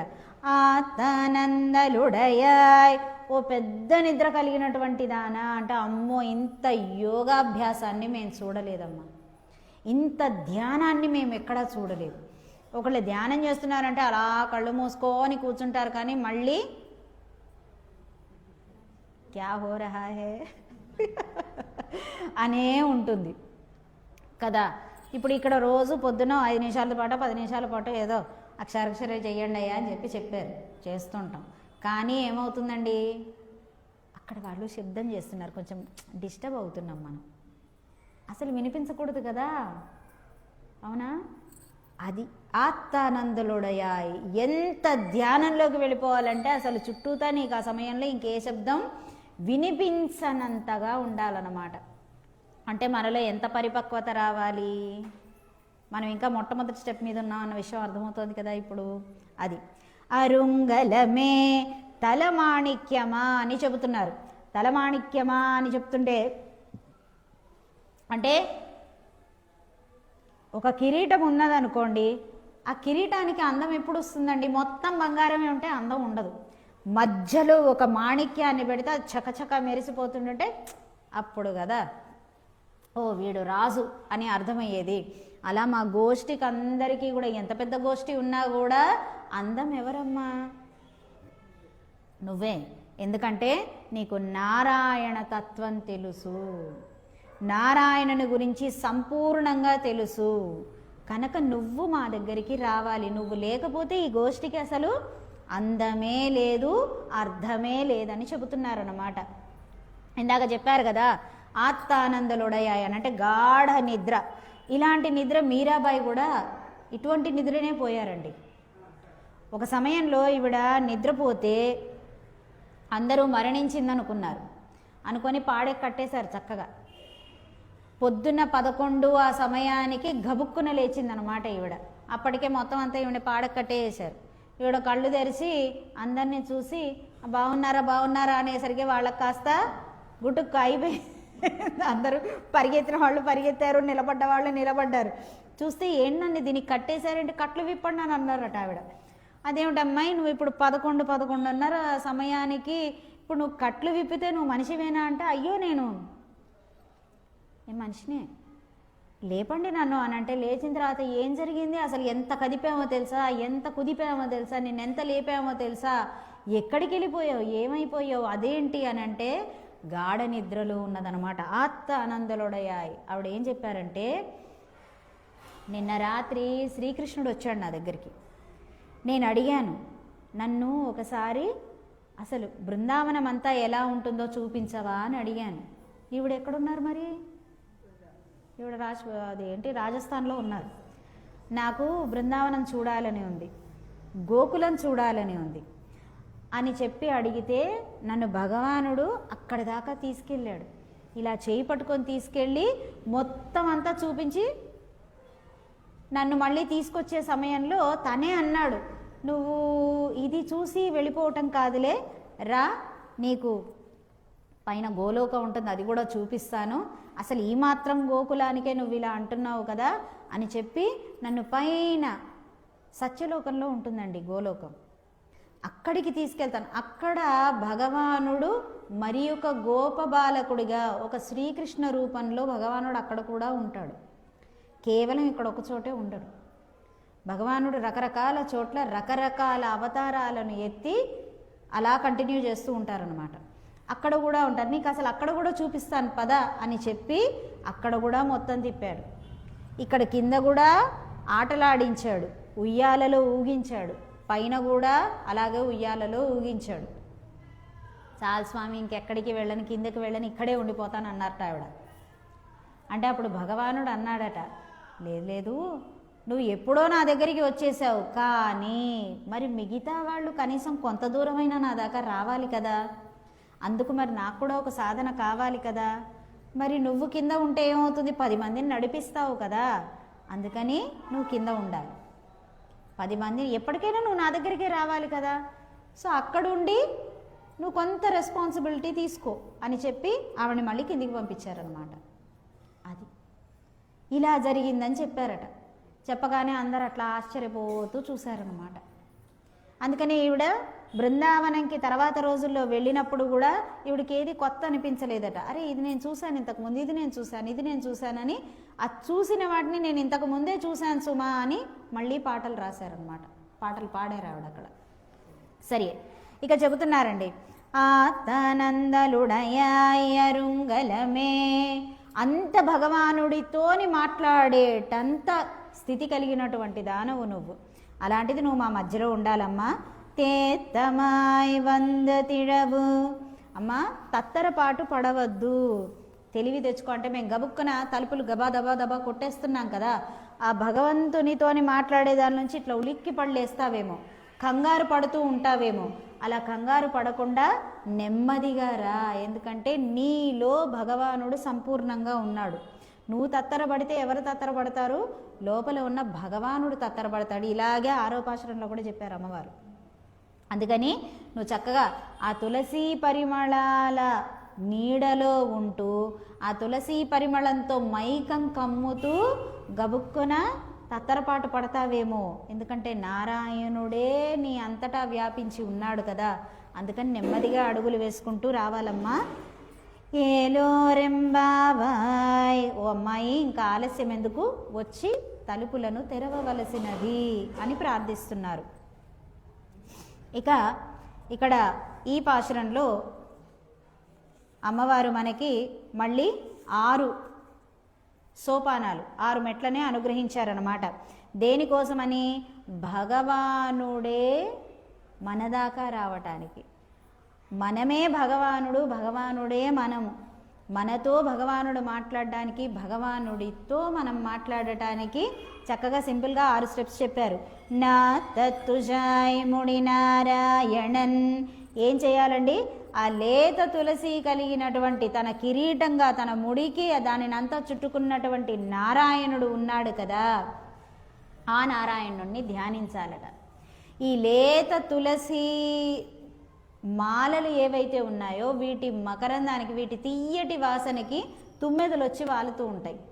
ఈ తుమ్మెదలు దేనికండి గుర్తు? అర్ధపంచక జ్ఞానానికి, ద్వయమంత్రానికి గుర్తులు అన్నమాట ఇవి. ఇది ఏంటనేది మళ్ళీ మనకి రేపు వస్తుంది, రేపు తెలుసుకోవచ్చు. ఈ అర్ధపంచక జ్ఞానము, ద్వయమంత్రము అనేటటువంటివి తెలుసుకోవాలి. తెలుసుకున్నప్పుడే అసలు నువ్వు భగవానుడికి ఎందుకు దూరం అవుతున్నావో అర్థమవుతుంది. మనం అదేది చెప్పించుకోకుండా, ఇది ఇంకా స్టార్టింగ్ స్టెప్ అండి అంతే. ప్రథమ మెట్టు మీదే ఆగిపోతే ఎలాగా కదా, అడుగులో అడుగు అడుగులో అడుగు అడుగులో అడుగు వేసుకుంటూ ముందుకు నడుస్తూ ఉండాలి. వాటిలలో ఏమవుతుందండి, ద్వయమంత్రం. దీనివల్ల ఏమవుతుంది, బెరుకు లేకుండా అడుగు ఇంకా ముందుకు వేసుకుంటూ వెళ్ళటమే అలవాటు అవుతుందన్నమాట. అది అందుకని వాటిని తెలుసుకోవాలని చెప్పారు. నారాయణన్ అన్నారు కదా, అన్నింటికీ మూలమైనటువంటి వాడు, అన్నిటికీ ఆధారమైనటువంటి వాడు, అఖిలాండ కోటి బ్రహ్మాండ నాయకుడు, ఆ పరమ పదనాథుడు. ఆయన తులసిమాలని ఎందుకు ధరించాడయా అంటే, ఇదిగో ఈ విషయాన్ని మనకి చెప్పడానికే. గ్రహించుకో, ఆ అర్ధపంచక జ్ఞానాన్ని, ఆ ద్వయమంత్రం యొక్క సారాన్ని తెలుసుకో అని చెప్తున్నారు. రెండవది, నమ్మాల్ పోత పడైదరుం పుణ్యనాల్, మనం స్తోత్రం చేసి ఫలాన్ని పొందాలి. అయితే ఆ ఫలాన్ని ఇచ్చేవాడు ఎవడండి, మోక్షం ఇచ్చే జనార్దన. ఆయన తప్ప ఇంకొకరు ఇవ్వరు. మోక్షం ఆయన తప్ప ఇంకెవ్వరి చేతుల్లోనూ లేదు. అది చక్కగా చెప్పబడింది. అందుకనే ఆదిశంకరాచార్యుల వారు ఏమన్నారండి, భజ గోవిందం భజ గోవిందం భజ గోవిందం మూఢమతే. ఎందుకు చెప్పారు, మోక్షం ఇచ్చేది ఆయన కనుక భజించరా, అనవసరంగా మూఢత్వంలోకి పోకు అని చెప్పారన్నమాట. ఇక తర్వాత చెబుతున్నారండి, మూడవ మెట్టు, కూతెన్వాయువీజందు కుంభకరణనం అని అన్నారు. అంటే పెద్ద నోరు కలిగినటువంటి వాడు యముడు. ఆ యముడు నోట్లోకి వెళ్ళినటువంటి వారు ఎవరండి, కుంభకర్ణుడు అని చెప్తున్నారు. కుంభకర్ణుడు ఎవరండి, తమో గుణానికి గుర్తు. అందుకని ఏమంటారండి, తమో గుణం తగ్గాలి అని అంటే కుంభకర్ణుని సంహరించిన వాడు ఎవరు, శ్రీరామచంద్రుడు. అందుకే శ్రీరామ రామ రామ రామ రామ రామ అని అనుకుంటుంటే ఏమవుతుంది, తమో గుణం అనేటటువంటిది సంహరింపబడుతుంది. ఆ నామమే చాలునని చెప్పారు. అందుకని ఆ నామాన్ని స్మరించి ఆ పదాల ద్వారా తమో గుణాన్ని సంహరించుకోవాలని చెప్పారు. ఎప్పుడైతే తమో గుణాన్ని సంహరిస్తావో వెంటనే ఏమవుతుంది, నీకుండేటటువంటిది ఆత్తానందలుడయాయ్, నీకుండేటటువంటిది ఏమవుతుంది, ఒక యోగ నిద్ర వస్తుందన్నమాట. అప్పుడు ఒక యోగత్వం వస్తుంది. అంటే ఎవరు ఏమంటున్నా ఇక పట్టించుకోని స్థితిలోకి పెడతామన్నమాట. అదో నిద్రమోహం, మనం ఏం చెప్పినా ఎక్కదులే అని అంటుంటారు కదా. అంటే ఏంటి దాని అర్థము, మనం ఏం చెప్పినా, ఇంట్లో మా తాతగారు అంటుండేవారు, ఎవరైనా వచ్చి ఇగో ఇట్లా అన్నారు వాళ్ళు తెలుసా, ఇలా అన్నారు తెలుసా, ఇలా అనొచ్చా, నాకు చాలా కష్టం అనిపించిందని ఇలా ఎవరైనా మా దగ్గరకు వచ్చి చెప్తుంటే మా తాతగారు వచ్చానేవారు, ఏ దానికే చెప్తున్నావు, అది బిఎంఆర్ అంటే బెల్లమో తినరాయి వింటా కూర్చుంటుంది అంతే, అంతే తప్ప అక్కడి నుంచి మాట ఉండదు. ఎందుకు కడశోష నీకు అని చెప్పేవారు అనమాట. అలా ఉండటం అలవాటు అవుతుంది. ఒక అస్థిత ప్రజ్ఞత వచ్చేస్తుంది. ఎవరు ఏం చెప్తున్నా దానికి మళ్ళీ పోసుకోవాలి కాబట్టి చెప్పడం అలవాటు అవ్వదన్నమాట. ఇక అవునా అట్లా అన్నారా, అట్లా ఎందుకు అన్నారంటావు, ఎంతైనా నువ్వు చాలా చేసినావు కదా వాళ్ళకి, అట్లా అనొచ్చు అంటవా, అంత బాగానే ఉంది కానీ వాళ్ళ మాట అనటమే పాపం నిన్ను అనకుండా ఉండాల్సింది. అదేమిట్రా తమ్ముడు, నువ్వు వాళ్ళ ఇంటికి వెళ్తే కనీసం మీ బావమరిది నీకు చూడలేదు, మంచినీళ్ళు కూడా అడగలేదా, ఆ బావమరిది మన ఇంటికి వచ్చినప్పుడు మనం ఎన్నిసార్లు వాడి మంచినీళ్ళు అడిగామో అడగరు కదా. ఈ సొల్లు ముచ్చట్లన్నీ ఉండవు అన్నమాట. అది ఎరా నువ్వు మొన్న చీర కొన్నావు కదా, నచ్చిందంటావా మీ ఆవిడికి, నచ్చితే నీకెందుకు, నచ్చకపోతే నీకెందుకు కదా. నచ్చితే కట్టుకుంటుంది, నచ్చకపోతే ఏం చేస్తుంది, కనీసం దానంగా ఇంకోళ్ళకి ఇస్తుంది. ఈ రకంగా అయినా భర్త ద్వారా ఓ మంచి లక్షణం అలవాటైందని సంతోషించు. మేమైతే అదే అనుకుంటాం, నచ్చితే కట్టుకుంటుంది, నచ్చకపోతే కనీసం దాని చేత్తో ఇలా తీసి ఇలా పెట్టే గుణం లేదేమో, కనీసం ఈ విధంగా అయినా సరే ఆతగాడు తెచ్చింది అంతా నాకే కావాలి అనుకోకుండా ఇంకోళ్ళకి కాస్త పెడుతోంది. ఒక కొత్త గుణం వచ్చింది కదా, దట్స్ ఫైన్, బీ పాజిటివ్ కదా, వెరీ సింపుల్ కదా, అది అన్నమాట. అందుకని ఇలాంటి మాటలు, ఇలాంటి చేష్టితలు, ఇలా వినటాలు అనేటటువంటి వాటికి దూరం అయిపోతామన్నమాట. అరుంగలమే 5వ మెట్టండి. అంటే తలమాణిక్యమా అని చెప్తున్నారు. అంటే ఒక అరుదైన రత్నం. ఆ విధంగా మారటం అనేది జరుగుతుంది. ఈ సింగరేణిలో బొగ్గు గనుల్లో పనిచేసే వాళ్ళకి ఏం చేస్తారండి, ఇప్పుడు ఏం పెడుతున్నారు, గనుల్లో పనిచేసే వాళ్ళకి హెల్మెట్లో. మరి ఇదివరకు ఎట్లా చేసేవాళ్ళండి పాపం చీకట్లు? ఇదివరకు చేసేవారా? పూర్వం రాజులున్న కాలంలో చేసేవారా? అప్పుడు బొగ్గులు లేవంటారా? అంత బంగారాన్ని కాల్చుకునేవారా? అప్పుడు కూడా బొగ్గు ఉండే ఉంటుంది కదా. మరి అప్పుడు అంతే, ఇప్పుడంతా మోడర్న్ యుగం, అంతా మనమే కనిపెట్టే అంత టార్చ్ వ్యవహారం. అసలు మనదంతా ఒక రేంజ్, వాళ్ళకి ఏమొచ్చు అంత దీపాలు పెట్టుకొని పాపం గుడ్డి చీకట్లలో వెళ్ళి యుద్ధాలు చేసి వచ్చిన వాళ్ళు కదా, అంత పెద్ద రాజులైనా కూడా. కానీ అదేమిటి ఒప్పించేవాళ్ళం, మనం రాజులు ఎలా ప్యాలెస్లు కట్టుకున్నారో మనం అలా కట్టుకోవాలనుకుంటాం. మరి అప్పుడు ఎలా వెళ్ళారంటారు బొగ్గు గనుల్లోకి? ఇప్పుడు పిచ్చాళ్ళకు మళ్ళీ మనం లైట్లు పెట్టుకొని తిరుగుతున్నాం, వాళ్ళు మాణిక్యాలు పెట్టుకునేవారు, అంతంత మాణిక్యాలు. మనం ఇప్పుడు చిన్న మాణిక్యాన్ని ఇక్కడ ఉంగరంలో వేసుకోవాలంటే అబ్బో అసలు మనంతటి వాళ్ళు లేరని చెప్పేసి అని 10 సార్లు ఇలా పెట్టుకొని తిరుగుతాం. బాగున్నారా ఆంటీ చెప్పి ఎంతసేపు చెయ్యి ఇటే ఉంటుంది కదా. మంచినీళ్ళు తాగారా మీరు? ఉండండి నేనే మంచినీడు తెచ్చిస్తా ఉంటాం. మంచినీడు ఎడం చేత్త ఇస్తే బాగుండదు కాబట్టి కుడి చేత్త ఇవ్వాలి కాబట్టి ఈ ఉంగరం తీసి ఈ చేతికి పెట్టి ఇలా ఇస్తాం కదా. అది మనం ఇప్పుడు మన దగ్గర ఇంత చిన్న మాణిక్యం ఎవరి దగ్గర లేదు, మనకు ఉంగరాలలో ఉంటేనే అంత. ఇక మెడలో కొంచెం లాకెట్లో పెండెంట్లో ఉంది అంటే 10 సార్లు సరి చేసుకోవడమే సరిపోతుంది కదా. ఆ కుక్క బెల్ట్ని సరి చేసుకున్నట్టే ఇక 10 సార్లు దీన్ని సరి చేసుకుంటూ ఉంటామన్నమాట. మనకే ఇంత ఉంటే ఇదివరకు బొగ్గు గనుల్లోకి వెళ్ళి ఎవరైనా చేయాల్సి వస్తే ఎట్లా చేసేవాడండి? అరణ్యాల్లోకి వెళ్ళి ఏమైనా పనులు చేయాల్సి వస్తే ఏం చేసేవారండి? రాజుగారు వాళ్ళకు ఒక హెల్మెట్ తగిలించి ఏం చేసేవారంటే కిరీటం, హెల్మెట్ ఈజ్ నథింగ్ బట్ కిరీటం పెట్టి ఏం చేసేవారు, అంతంత మాణిక్యాలు. ఎందుకంటే దానికి లైట్ ఫోకస్ అనేది ఉంటుంది కదా. అంత ఏమండి మనకి ఉంగరంలో వేస్తేనే ఎక్కడి నుంచైనా చిన్న కాంతి పడుతుంటే చక్కన మెరుస్తూ ఉంటాయి. అందుకని మాణిక్యాలు పెట్టేవారు, మామూలు రాళ్ళు కాదు. ఆ మాణిక్యాలను పెట్టినప్పుడు ఏమయ్యేది, వెంటనే కొంచెం కాపర్ ఇదిని అక్కడ పెట్టినప్పుడు బాగా వెలుతురు వచ్చేసేదన్నమాట. అది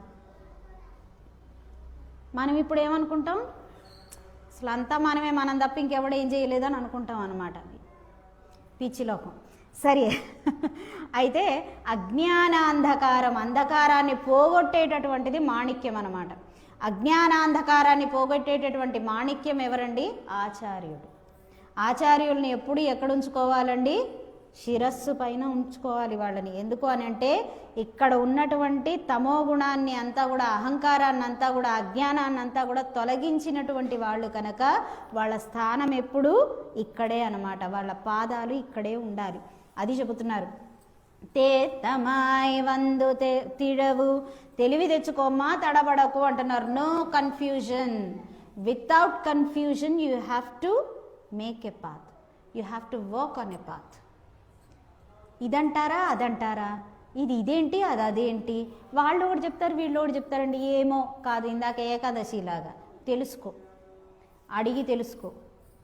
తెలుసుకొని ఓహో దీని రీజన్ ఇదా, దీని రీజన్ ఇదా, అయితే ఇప్పుడు నేను ఇది ఆచరించాలా అది ఆచరించాలా, చాలా క్లియర్గా అర్థమైపోతుంది. అప్పుడు నువ్వు ఏం కోరుకుంటున్నావు, లోక కళ్యాణం కోరుకుంటున్నావు, అందరితో పాటే కదండి. కనుక ఇది ఆచరిస్తే కనుక ఇదన్నమాట. కన్ఫ్యూజన్ లేదు అక్కడ. చాలా సింపుల్ థింగ్ అనమాట ఏదైనా కూడా. అందుకని కన్ఫ్యూజన్ లేకుండా నీకు ఎవరు రక్షకుడు, ఎవరు మూలం, ఎవరు ఆధారం అనేది తెలుసుకో. ఒక జంతువు చెప్పింది కదండి, గజేంద్ర మోక్షం అదే కదా. ఏమన్నాడండి ఆయన, చాలా సింపుల్గా ఏమన్నారు, అతన్ని ఎతన్నో ఇతన్ని ఎతన్నో ఇంకొకరినో మరొకరినో అందరినీ ప్రార్థించి చిట్ట చివరికి 1000 సంవత్సరాలు యుద్ధం చేశాడండి అతనితోటి, మొసలితోటి. ఏదో పుటిక్కిని ఇలా చేసేయలేదు, 1000 సంవత్సరాల యుద్ధం. ఆ యుద్ధంలో అసలు అది పట్టుకొని ఇట్లా పీకుతున్నప్పుడల్లా కూడా రక్తం కారిపోతుంటుంటే, భయంకరమైన వేదన పడుతూ ఉంటుంటే, రోధిస్తూ ఈ 1000 సంవత్సరాల్లో ఒక్కొక్క దేవతని ఒక్కొక్క రకంగా తలుస్తూనే ఉంది, నువ్వు రక్షించు నువ్వు రక్షించు నువ్వు రక్షించు అని. ఎవరు రాలేకపోయారు. కానీ చిట్ట చివరికి ఒకటే మాట అన్నదన్నమాట. ఏంటి? ఎవరైతే మూలాధారమై ఉన్నాడో, ఎవరైతే జగత్తుకంతటిని కూడా సృష్టించి ఉన్నాడో, ఎవరైతే జగన్నాథుడై ఉన్నాడో, ఎవరైతే జగత్తుని నడిపిస్తున్నటువంటి వాడు ఉన్నాడో వాడు వచ్చి నన్ను రక్షించాలి. ఎవడున్నాడో నయ్యా నాకైతే తెలియదని చెప్పాడు. ఈయనేం చేశారు? పరిగెత్తాడు. ఇంకా అదేమిటి మిమ్మల్ని పిలవలేదు కదా ఎక్కడికి అంటే, నన్నే పిలిచారు. జగన్నాథుడు అంటే ఎవరు? జగత్తుని ఎవరు రక్షిస్తున్నారు? మీ పేరు చెప్పలేదు కదా, అవే నా పేర్లు, అంతే నేను వెళ్ళిపోతాను. ఇక అంతే, ముందు వెనక ఎవరు వస్తున్నారు ఎవరు రావట్లేదు అనేది చూసేది లేదు, ఇక వెళ్ళిపోవటమే పని. అది గజేంద్రుడికే కన్ఫ్యూజన్ లేకుండా ఒక డెసిషన్ తీసుకోగలిగాడు కదా, మరి మనం ఎందుకు తీసుకోలేకపోతున్నామండి? ఆశ్చర్యం అన్నమాట. అందుకనే అసలు గజేంద్ర రక్ష జరిగింది అక్కడ, గమనించారా? కానీ గజేంద్ర రక్ష అన్నారు, ఏమంటారు? గజేంద్ర మోక్షం అంటారనమాట. అంటే ఎప్పుడైతే ఈయన అక్కడి నుంచి వస్తున్నారో ఈయన చేతిలో ఏవీ లేవని గజేంద్రుడికి కూడా అర్థమైంది. వెంటనే పక్కన చూసినప్పుడు ఏమైందండి? అక్కడి నుంచి వచ్చే శంఖం, అది అక్కడి నుంచి వచ్చే చక్రము, ఆ వేగము తెలిసింది. అంటే ఈయనని ఆశ్రయిస్తే ఈయన కన్నా ముందు ఈయన పరివారం వచ్చి రక్షిస్తారా అని జ్ఞానం కలిగిందనమాట. అజ్ఞానం పోయి జ్ఞానం కలిగేసరికి మోక్ష పదంలో పడి మోక్షం లభించింది. అందుకే గజేంద్ర మోక్షం అన్నారన్నమాట. ఇక ఈ పాశురంలో మనకి పేయాళ్వారిని అమ్మవారు ఈ గోపికలో తలుచుకుంటూ లేపటం జరుగుతోంది, మేల్కొలపటం జరుగుతోంది. పేయాళ్వార్లు నందక అంశతోని ఉద్భవించడం జరిగింది. వీరి యొక్క నక్షత్రం శతభీష నక్షత్రం. పేయ్ అంటే పిచ్చి అని అర్థం అన్నమాట. భగవానుణ్ణే పిచ్చిగా చేసుకొని ఉన్నటువంటి ఆళ్వారీను. ఈ పదాల అంటే ఎలా చెప్తున్నారు అని అంటే, నో తెచ్చువరగం, ఏం నోము నోచారో అని చెప్తున్నారు కదా. పొయ్గై ఆళ్వార్లు, పూదత్తాళ్వార్లు, ఈయన, వీరు ముగ్గురు కూడా ఒక తిరుక్కోవళూరులో ఒక చిన్న వసారాలో కలిశారన్నమాట. అనుకోకుండా కలిశారు. అక్కడ వర్షం పడుతోంది, భయంకరమైన వర్షం పడుతోంది. పడుతూ ఉంటుంటే ముందు పొయ్గై ఆళ్వార్లు వెళ్ళారు, పడుకున్నారు. ఆ తర్వాత పూదత్తాళ్వార్లు వచ్చారు. వస్తే అయ్యో వర్షంలో తడిసిపోతున్నాడు కదా అని తలుపులు తీశారు. అయ్యో స్వామి, ఇక్కడ మీరు ఒక్కరే పడుకోవడానికి చోటు ఉందని నేను బయట కూర్చుంటాను అని అంటే, లేదు ఒక్కళ్ళైతే పడుకోవచ్చు, ఇద్దరైతే కూర్చోవచ్చు, దాందే ఉంది, రారా అని లోపలికి కూర్చున్నారు. చీకటి, ఎక్కడో చిన్న చిన్న ఇదులు ఉన్నాయి. ఆ తర్వాత మళ్ళీ కొంచెం సేపు అయిన తర్వాత ఏమైందండి? పేయాళ్వారు ఈరోజు చెప్తున్న ఆయన వచ్చారు. వస్తే ఈయనకు కూడా తలుపులు తెరిచారు. తలుపులు తెరిస్తే, అయ్యో స్వామి, ఇద్దరు కూర్చునేసరికే నిండిపోయింది, అయ్యో క్షమించండి, నేను బయటే ఉంటాను, నా వల్ల మీరు ఇబ్బంది పడద్దు అని అంటే, దాందే ఉంది, ఇద్దరమైతే కూర్చుంటున్నాము, ముగ్గురం అయితే నిలబడదాము, వర్షంలో దడిసే కన్నా అది మంచిదే కదా, దాదా లోపలికి రా అని చెప్పారు. మనమైతేనా వెంటనే మొహం మీద తలిపేసి రోడ్డు మీదకి గెంటేస్తాం. వాళ్ళంటే పాపం, అయ్యో లోపలికి రా, నిలబడదాంలే, రాత్రంతా నిలబడ్డారండి వాళ్ళలా. ఎవరి దారిన వాళ్ళు భగవానుడి ధ్యానం చేసుకుంటూ ఆ నారాయణని తలుచుకుంటూ శ్రీమన్నారాయణని అలా ఉండిపోయారు. మధ్యరాత్రికి వచ్చేసరికి మొత్తం మధ్యలో ఏమైపోయింది? ఊపిరి ఆడట్లే, వీళ్ళకి చెమటలు గారిపోతున్నాయి, ఏదో ఇరకాటంగా ఉంది, ఏముందా, ఎవరా దూరింది అని చెప్పి చూసేసరికి పొయ్గై ఆళ్వార్లు, ఫస్ట్ వచ్చిన ఆళ్వారు ఉన్నారు కదా, ఆయన ఏం చేశారు? తన జ్ఞాన దీపాన్ని వెలిగించారు. అంతా వెతుకుతున్నారు. ఏమండి దీపం ఇలా ఉందంటే ఏం చేస్తామండి? దీపాన్ని ఇలా పెట్టుకొని వెతకం కదా, ఇలా పెట్టుకొని మొత్తం అంతా చూస్తున్నారు, సరిపోవట్లే కాంతి. అందుకని ఏం చేశారు? పూదత్తాళ్వార్లు కూడా తమ యొక్క జ్ఞానంతోనే ఒక జ్ఞాన దీపాన్ని వెలిగించారు. చేసి ఆ జ్ఞాన దీపంతో అంతా చూస్తున్నారు. అప్పుడు ఏం చెప్పారంటే, ఈ లాస్ట్ ఆయన పేయాళ్వార్లు ఏం చెప్పారు? స్వామి, మీరు ఇలా పట్టుకొని ఇలా వెతికే బదులు మీరు దీపాలు పట్టుకొని నేను వెతుకుతాను అసలు ఏముందోను. దీపం పట్టుకొని శ్రమ పడాలంటే కష్టం కదండి. అందుకని ఏం చేశారు? మీరు దీపం పట్టుకొని నేను వెతుకుతానని చెప్పారు. వాళ్ళిరువురు కూడా చక్కగా వాళ్ళ జ్ఞాన కాంతితోటి ఆ దీపాలను చూపిస్తుంటే ఈయన భగవానుడిని సేవించారన్నమాట. అక్కడికి వచ్చింది భగవానుడు వచ్చాడు. ఎంత అదృష్టం కదా. ఎలా అట? తిరుక్కండేన్ పొన్మేని కండేన్. ఫస్ట్ ఆయన చూసింది ఎవరినండి? లక్ష్మీదేవి కనిపించింది ఆయనకి ఆ దీపాల వెలుగులో. చూసి అరే తిరుక్కండేన్, లక్ష్మి కనిపించింది, పొన్మేని కండేన్. అరే పక్కనే ఏదో కాస్త శరీరాకారంలాగా మెత్తమెత్తగా ఏదో కనిపిస్తోందబ్బా అనుకున్నారట. ఇంకా కొంచెం కాస్త దీపాల కాంతి కొంచెం కొంచెం చీకటి ఇదికి అలవాటు పడుతూ ఉంటుంది కదా, చూస్తుంటుంటే తిగజుమ్మరు కణని నిరముం కండేన్, అబ్బో మధ్య భాగం అంతా కనిపించిందండి, దగదగా మెరిసిపోతోంది ఇది అని చెప్పారట. ఏంటా మధ్య భాగం అంటే స్వామివారి వక్షస్థలం. అమ్మవారు ఎక్కడుంటారండి? ఆయన వక్షస్థలానికి సామ్రాజ్ఞి ఈవిడే కదా, ఆ వక్షస్థలంలో ఉన్నదనమాట ఈవిడ. స్వామివారి వక్షస్థలం కనిపించింది దీనికి. ఇక చెబుతున్నారు, ఇదేంటబ్బా వక్షస్థలం ఒకటే ఎలా వస్తుంది? సో అటు ఇటు కొంచెం చూద్దామని చూసేసరికి ఏం కనిపించిందండి? శరు కిరళం పొన్నాసి కండేన్. అలా కుడివైపుకు చూడగానే స్వామివారి చక్రం కనిపించింది. ఎప్పుడు పోరికి సిద్ధంగా ఉంటుందన్నమాట. స్వామి ఎవరిని నరకాలో చెప్పు, ఏం చేయమంటావో చెప్పు అని సిద్ధంగా, పోరికి సిద్ధంగా ఉండేటటువంటి మిలమిల మెరిసిపోయేటటువంటి చక్రం కనిపించిందట. కాంతి దగదగలాడిపోతోందట. అది ఉంటే తప్ప మనవాడు కనపడ్డుగా మరి. పురి శంగుం కై కండేన్, చక్రం ఉందంటే శంఖం కూడా వచ్చి ఉండాలి అని ఇటు తిరిగి చూశారట. అలా వయ్యారంగా అందంగా శంఖం అక్కడ దర్శనమిచ్చిందట. ఎన్నా శివన్నన్ పాలింద్ర. అప్పుడు అమ్మో ఇంకేముంది, లక్ష్మి వక్షస్థలం శంకు చక్రాలు వచ్చాయి అని అంటే అమ్మ స్వామి వచ్చే ఉంటాడని అప్పుడు చూశారనమాట. చూసి ఎన్నా శివన్నన్ పాలింద్ర, నన్ను పాలించటం కోసం, నన్ను రక్షించటం కోసం, అంటే మనని అన్నమాట, మనని రక్షించటం కోసమని నా స్వామి అయినటువంటి వాడు, సముద్రవరుడు అయినటువంటి వాడు ఇక్కడికి వచ్చేసాడయ్యా అని చెప్పారనమాట. అది అలా ఎంత నోము నోచుకుంటే అదృష్టం దొరుకుతుందండి కదా. ఈయన కూడా గొప్ప తపోశక్తి ఉన్నటువంటి ఆయనే, కానీ ఓ దీపం వెలిగించలేదు, ఏమీ లేదు. వాళ్ళిద్దరూ వెలిగించిన దీపాల్లో ఈయన చూసేసుకున్నారనమాట. ఇప్పుడు అర్చకులదే ఉంది, మనం ఏం నోము నోచుకున్నామో కష్టపడి రాత్రింబవాళ్ళు వాళ్ళు ఏదో అలంకారం చేశారు, మనం మటుకి వెళ్ళి చక్కగా హాయిగా కావాల్సినంత సేవించి బయటికి వచ్చాం. నోము నోచి ఉన్నామండి, అందుకనే మనకు ఆ అదృష్టం ఉన్నదన్నమాట. ఇక చెబుతున్నారు తుజాయిముడి, ఈయన యొక్క పాశురాలలో స్వామివారిని ఖచ్చితంగా తులసి కిరీటం కలిగినటువంటి వాడు, తులసీ దళాలనే మాలగా కలిగినటువంటి వాడు అని చెప్పి ఎక్కువ చోట్ల కీర్తించారు. ఇక తర్వాత తే తమాయ్ వంద్ అని చెప్పారు కదా, తెలివి తెచ్చుకోమ్మా తడబడకు అని చెప్పారు. పేయాళ్వార్లు ఎలా అయితే కనుక ఆయన గొప్ప ఇద్దరు జ్ఞానుల ఇదిలో ఏం చేశారండి, ఈయన మళ్ళీ ఓ చిన్నగా కూడా దీపం వెలిగించకుండా స్వామిని దర్శించేసేశారు, అమ్మవారిని దర్శించేశారు. ఆ రకంగా నువ్వు కూడా ఉన్నావు కదా, ఆ దర్శించినటువంటి స్వామిని మాకు కూడా చూపించమ్మా కాస్త అని చెప్పి ఇక్కడ పేయాళ్వారిని భావించుకొని ఇక్కడ అమ్మవారు ఆ అమ్మాయిని మేల్కొలపటం జరిగినదట. ఇక తర్వాత ఈరోజు అమ్మవారు మనని తీసుకువెళ్తున్నటువంటి దివ్యదేశం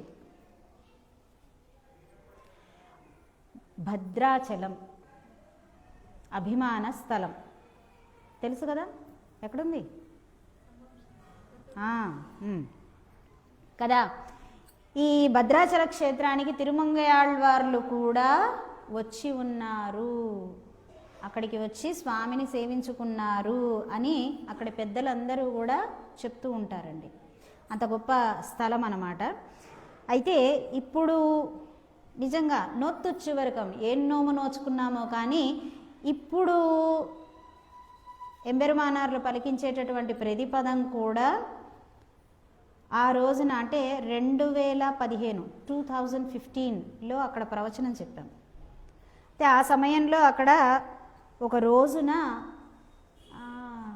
ఒక ఆదివారం వారి ఓ పెద్ద హీరోలా మేము కూడా మర్చిపోయాం, నండూరి రంగాచార్యుల వారు. సో వారు ఏం చేశారంటే స్వామివారికి అభిషేకం జరుగుతోంది, ఆ అభిషేకానికి వీరు టికెట్ తీసుకున్నారు. So per ticket 2 members are allowed. అయితే వారు ఒక్కరే ఉన్నారు.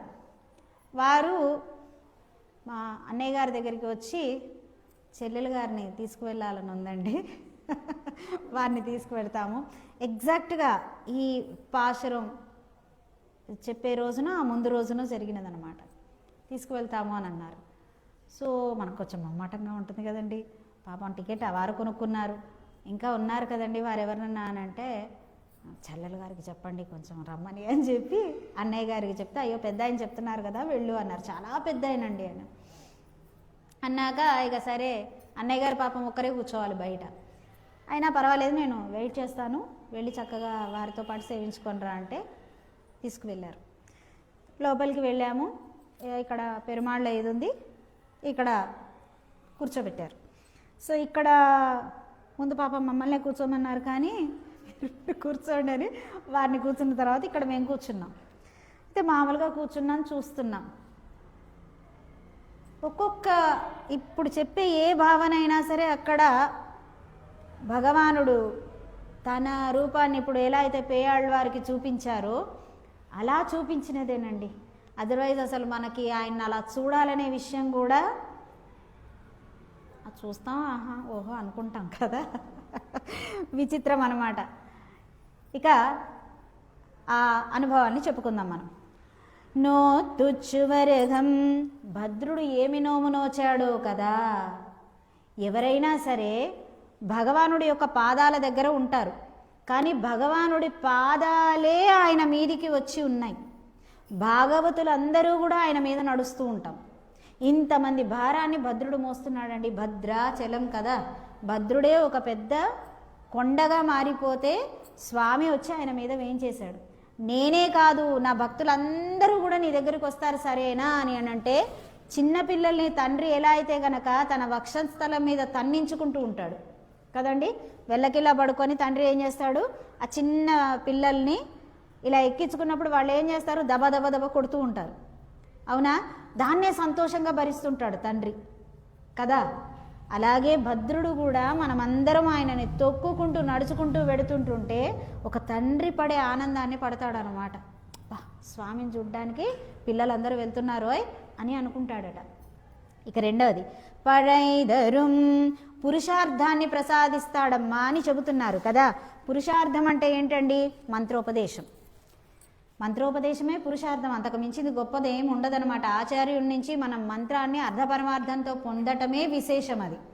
అయితే ఇక్కడ ఇంద్రియాలన్నింటినీ అదుపు చేసి మన చేత నామ సంకీర్తన చేయించి మనకి మంత్రార్థాన్ని అనుగ్రహించేటటువంటి ఆచార్య స్వరూపంగా స్వామి కనిపిస్తారు. ఇక్కడ ఆచార్య రూపంగా కనిపిస్తాడు భగవానుడు. ఇక్కడ మనం ఊరికనే చూసుకుంటాం, వచ్చేస్తాం.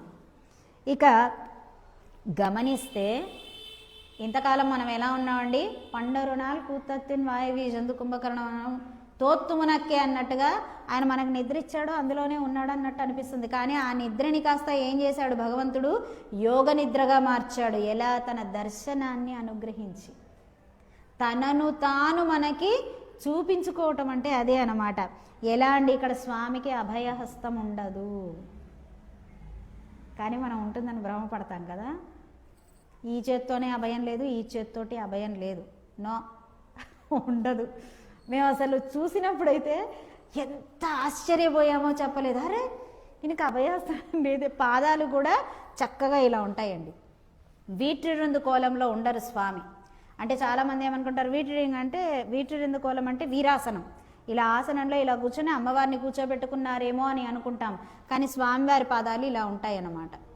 ఆచార్యుడు ఎలా అయితే కూర్చుంటారో, ఓ పద్మాసనం వేసి కూర్చుంటే పాదాలు ఎలా అయితే వస్తాయి, లేదా ఇలా వేసుకొని కూర్చుంటే, ఇప్పుడు వినాయకుని మూర్తులు కొన్ని ఇలా వస్తుంటాయి కదా, ఆచార్యుని పాదాలు అయితే ఇలా ఉంటాయి, లేకపోతే ఇలా ఉంటాయి అన్నమాట.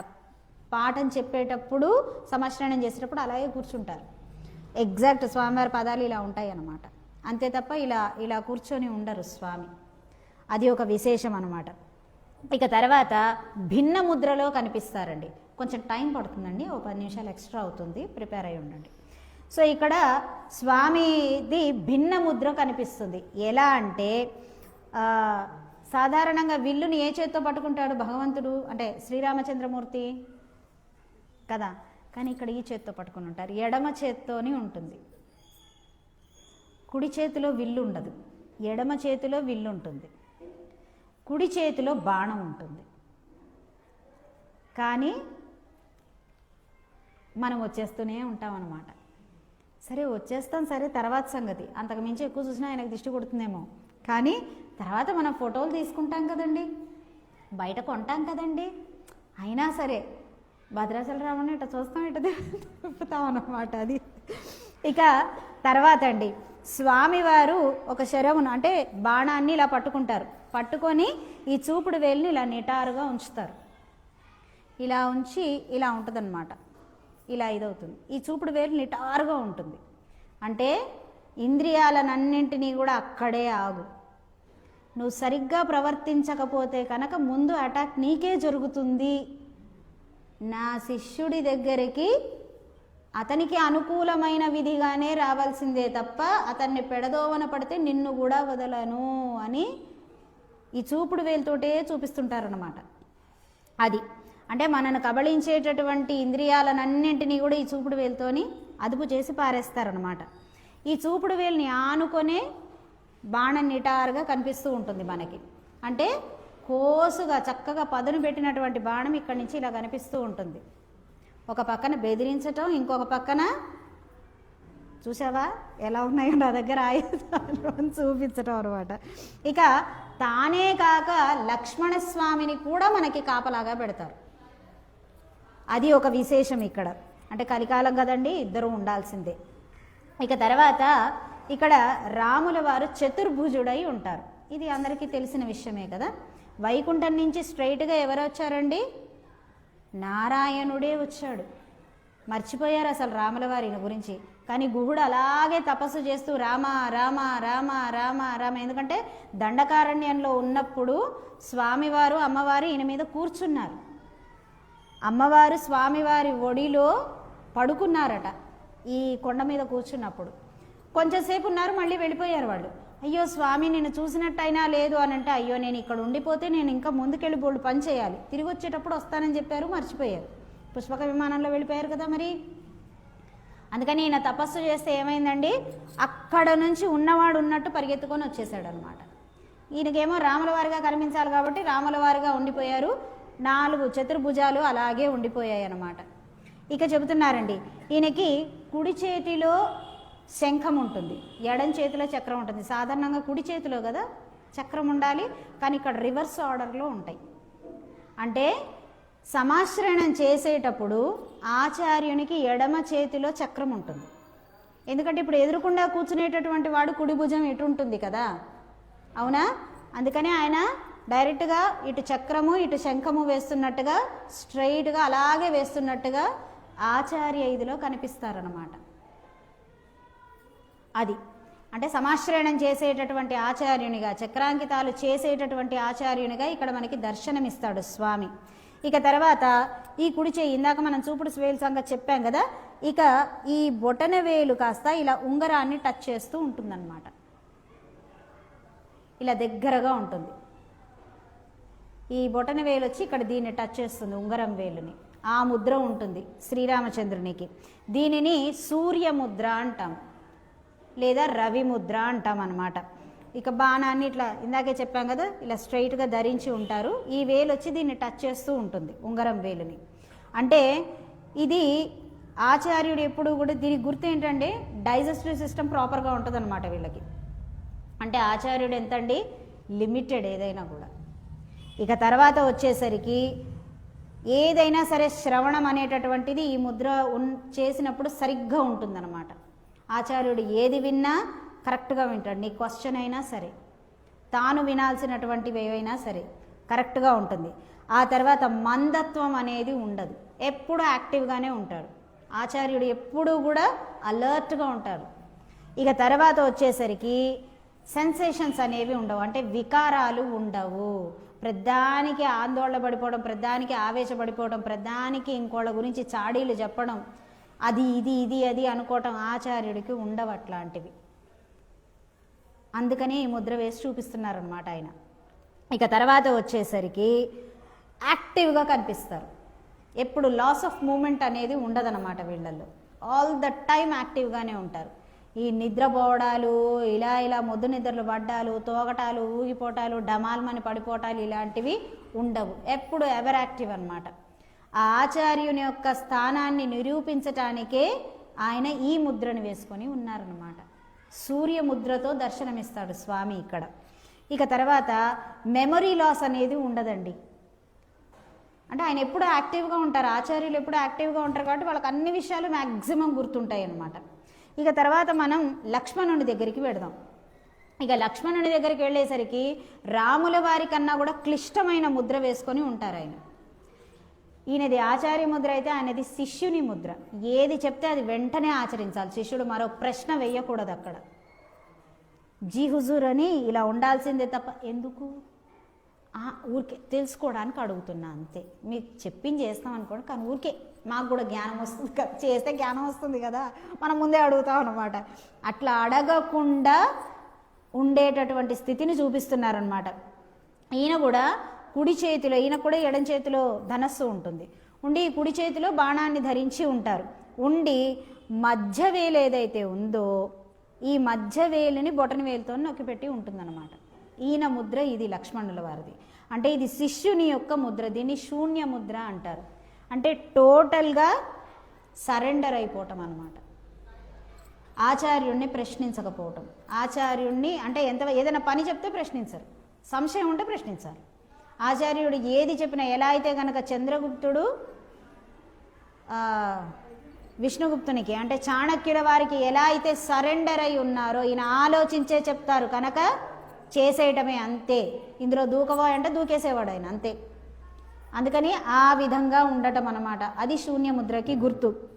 ఇంకా ఎంప్టీనెస్ ఉంటుంది. ఎందుకు ఎంప్టీనెస్ ఉండాలి శిష్యుల్లో? ఆచార్యుడు ఏది చెప్పినా గ్రహించటానికి సిద్ధంగా ఉండటానికి అన్నమాట. నాకు కూడా తెలుసండి, మాకు కూడా తెలుసు, అయ్యో మాకు తెలియకపోవటం ఏముంది అంటే ఇక నీకు ఎక్కదు. ఎందుకంటే నీకు తెలిసింది ఇంత, నాకు తెలిసింది అనే అహంకారం ఎంత. ఇక లోపల చోట్లేదు అక్కడ, మొత్తం నిండిపోయింది. ఇప్పుడు వ్యాక్యూమ్ క్లీనర్ పెట్టి దాన్ని క్లీన్ చెయ్యాలి కదా, అందుకని ఆ వ్యాక్యూమ్ని అంతా క్లీన్ చేసుకోవాలి నువ్వు. మనకి తెలిసింది చాలా తక్కువ అండి. మేము కూడా చదువుతాం, మాకు కూడా వచ్చు. మాకు తెలియదు అనుకుంటున్నారు. విష్ణు సహస్రం మాకు తెలుసు. ఏం తెలుసు? భావ అని చదవాలంటే బావ అని చదువుతాం. తెలుసు, కానీ ఇంకా తెలుసుకోవాలి కదా. ఆ శూన్యత ఉండాలి అక్కడ. అది లేకపోతే నీకు లోపలికి వెళ్ళదు. వామ్మ విష్ణు సహస్రం మాకు బాగా వచ్చండి, వచ్చు మాకు అంతే, ఇక అదంతే అయిపోయి. సరే, అప్పుడు ఎప్పుడైతే కనుక ఎంప్టీనెస్, విశాలత్వం అనేటటువంటిది ఉంటుందో వెంటనే ఏమవుతుంది? బుద్ధి మనసు అన్నింటికీ సిద్ధపడి ఉంటాయి అన్నమాట. అది చెబుతున్నారు. అంటే భగవదాజ్ఞకి సిద్ధపడి ఉంటుంది ఆశ్రితుని యొక్క లక్షణం. ఇక తర్వాత అమ్మవారి సంగతి చూద్దాం. అమ్మవారు సాధారణంగా రాముల వారికి పక్కన ఉంటారు, కానీ ఇక్కడ ఎక్కడ ఉంటారండి? ఒడిలో ఉంటారు కదా, ఇది మనం చూసే ఉంటాం. అయితే ఇక్కడ విశేషం ఏంటి అంటే కుడి కాకుండా ఎడమ మీద ఉంటారు. సరే, ఇలా చాలా చోట్ల ఉంటుందేమో. ఇంకా విశేషం ఏంటంటే అమ్మవారికి కూడా అభయహస్తం ఉండదు. ఈ చేత్తోటి నేను రక్షిస్తానని చెప్పరు, ఈ చేత్తోటి నేను రక్షిస్తాను అని చెప్పరు. రాముల వారేమో ఆచార్యుడిని కాబట్టి నీకు మార్గదర్శకం చేస్తాను, శిష్యుళ్ళ దగ్గర కూర్చో, ఆశ్రయించు అని చెప్తారు.